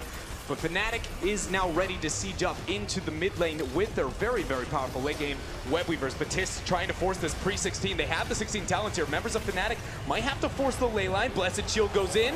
There is a Gorge target inside the belly of Breeze. He'll come out and take damage from the Swift Strike. He lives! Barely gets away, and Sasser healing on backup. And now the members of MVP are looking to turn it. Another portal's allowing Fnatic to get the full retreat. They will be able to pick up the 16s, but it does mean that a lot of another gem phase, another Webweaver phase for Fnatic just leaves all structures up. We have not seen a single fort go down on the side of MVP Black. Yeah, there's been so much give and take for what Fnatic, the composition they're playing is. They put down the portal just trying to get anything, a drag from Webby, a hook from Breeze, but MVP Black are avoiding that and still control this battleground, even though Fnatic has had some momentum in this game, in Game 4 on Tomb. Breeze is getting stuck in the slowing sands. It's going to force a very easy portal there. 7 more seconds towards the Gorge opportunity to even be a thing. Damage onto Smex there. Tiz trying to get the Condemn in. Can he make it out? Rich goes for the throw, but he gets Gorge. He is Gorge, and he is way deep in the base. Blessed Shield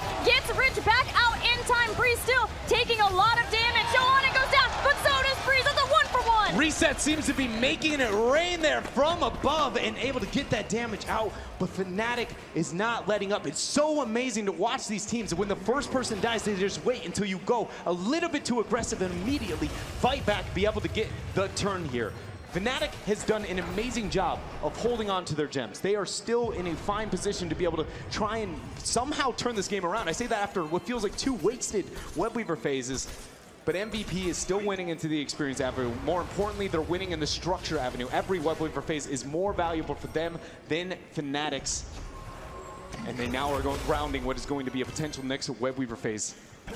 Fnatic has not been able to force really any fight whatsoever outside of this Gorge hook combo, and every single time outside of the very first one, it seems like MVP Black is just getting better and better at dealing with this strategy. Even if they don't deal with it, it's just one that's lost. And because there was such a lead for MVP Black, they're able to just maintain the lead that they have had. But hopefully for Fnatic, now that they have Leyline Seal and they can be out on the battleground a bit more, maybe start to get some of those gems dropped off so they're not as afraid to get into the engagements. They could do some things more like with a Leyline Seal. I wanted to point out that Fnatic, we see now why Ana was chosen with this strategy, is we've seen Nano Boost be used on Stitches so that he has the cooldown of Hook up faster so that they can rely on Breeze to make the plays for the team. We see a play here. That's Tisk. That's a tough target to get a kill here. Iron Skin's going to be dropped. Condemned to pull them in. MVP are coming in. They're going to get the full collapse. Fnatic now has to retreat. Chromie throwing out the damage. Good juke there. There's another hook. But it's on to Tassadar. Always got that dimensional shift when necessary. But in the top, Webby turned in his gem. So that is a sigh of relief for Fnatic. There were a lot of gems sitting on our Dahaka.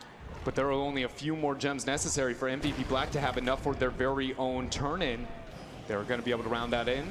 Tis turns in 6 more, now 7 away. Fnatic moving down below, trying to force this. They end up getting the turn in on top. Very big win there for Fnatic to be able to get that.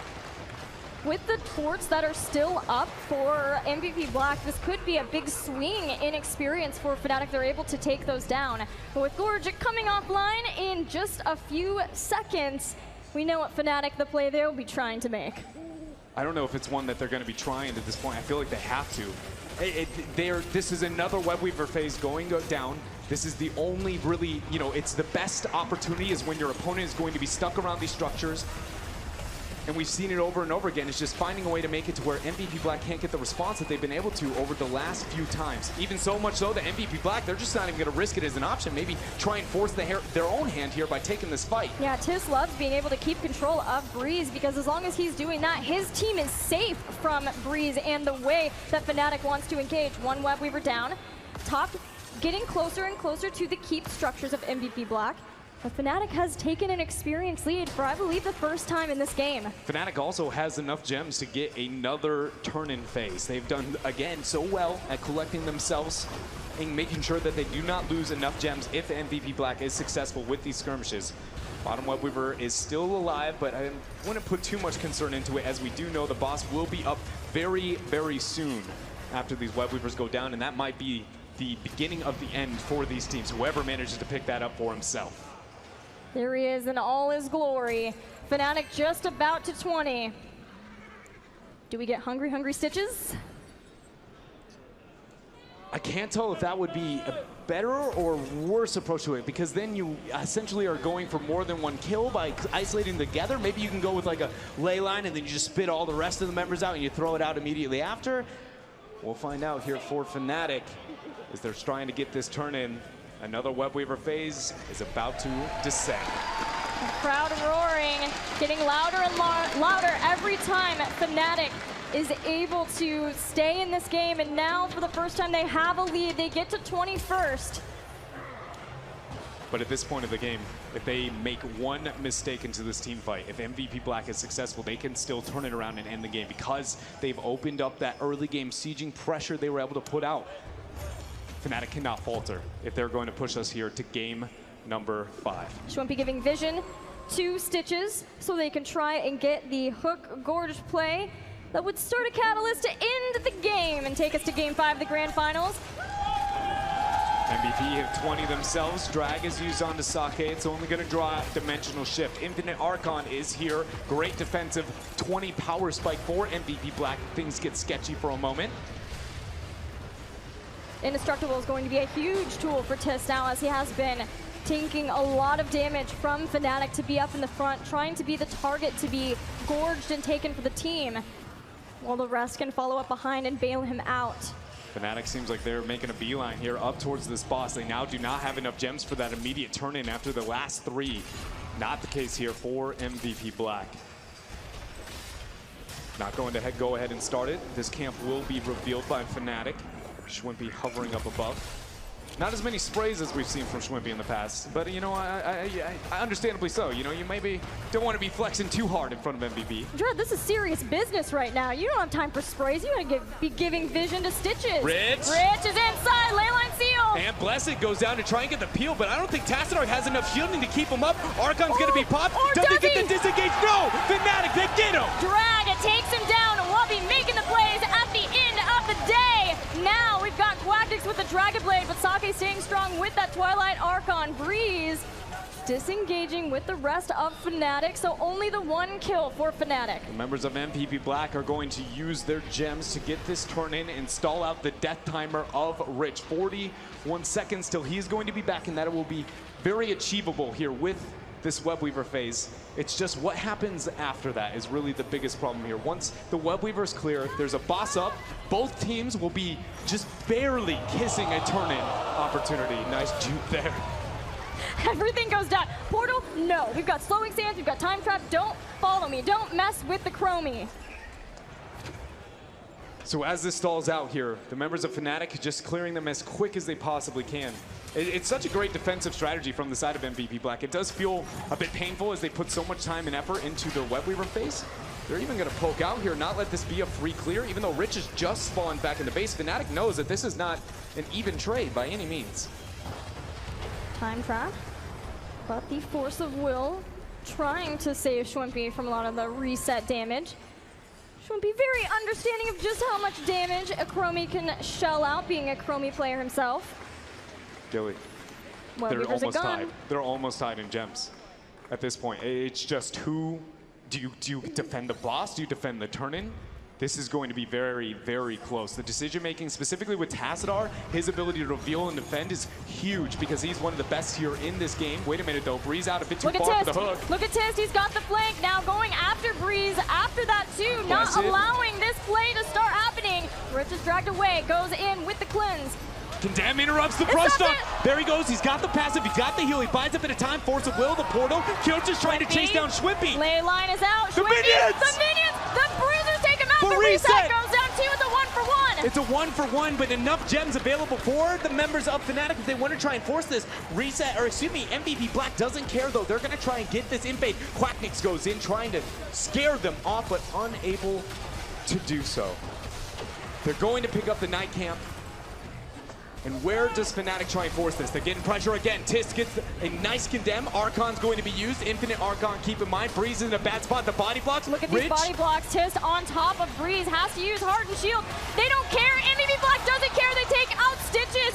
63 seconds without the frontliner, the primary frontliner of Fnatic. And Sake is going to be able to keep that Archon alive. But beyond this keep, they are going to go here towards the core. They are going for the core. They take out Smexy.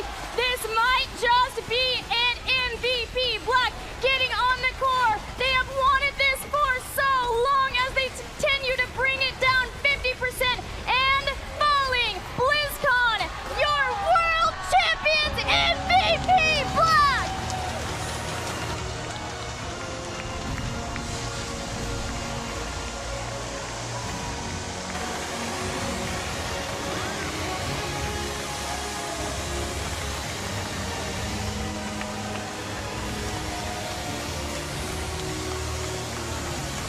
In 2015, this team was denied. 2016, they feel like they were denied. But this year, Gilly, it is anything but the case. MVP Black has always felt like the rightful kings of BlizzCon, and now their dynasty is to be the first ever HGC Finals champions. Where do you even begin with this squad? The most dominant team in the world for the longest time. Been showing many struggles throughout summer. They get Rich back. They recollect themselves as a group, and then they point their aim towards BlizzCon, and they execute when necessary. MVP Black, BlizzCon champions, HGC Finals champions. BlizzCon, give it up for MVP Black! Your 2017 Heroes of the Storm Global Champion!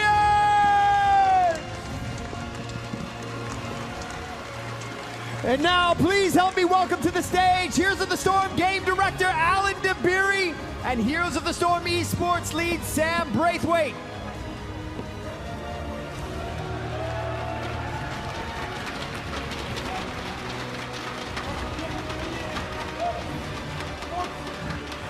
Those were some amazing games. That was absolutely incredible. I think that's why I love esports so much, that you really get to see players be playing the game at the absolute highest level. I think the dream is that if I keep watching enough of these games, one day I'll play like Rich, but I don't think that's been happening so far. But actually, first off, I want to congratulate Fnatic for the amazing run that they had through this tournament.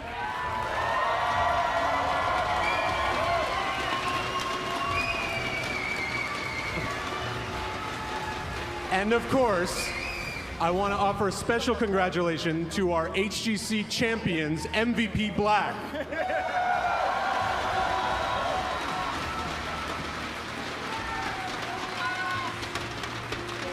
And finally, I think that this was a fantastic ending to our first HGC season, and I'm incredibly excited for next year with all the improvements that are coming in both HGC and the game. Thank you. So, A year ago this week, I was on this stage to announce the Heroes Global Championship, and we promised guaranteed competition as well as regular prizing for all of our professional players. We were hoping that this added infrastructure would elevate the level of competition and really take Heroes of the Storm esports to a new level. I would like to take a moment real quick to just give a shout out and a thanks and a round of applause to all the teams and players at home that have spent the last year training, hoping to be here, hoping to be lifting this trophy on the stage. So let's give it up for everybody else. Now, MVP Black, this has been a long time coming, and it is my honor to say that you guys are going to go down in the history books of Heroes of the Storm esports, and it is my pleasure to congratulate you as the first and only HGC champions. Let's give it up one more time for MVP Black.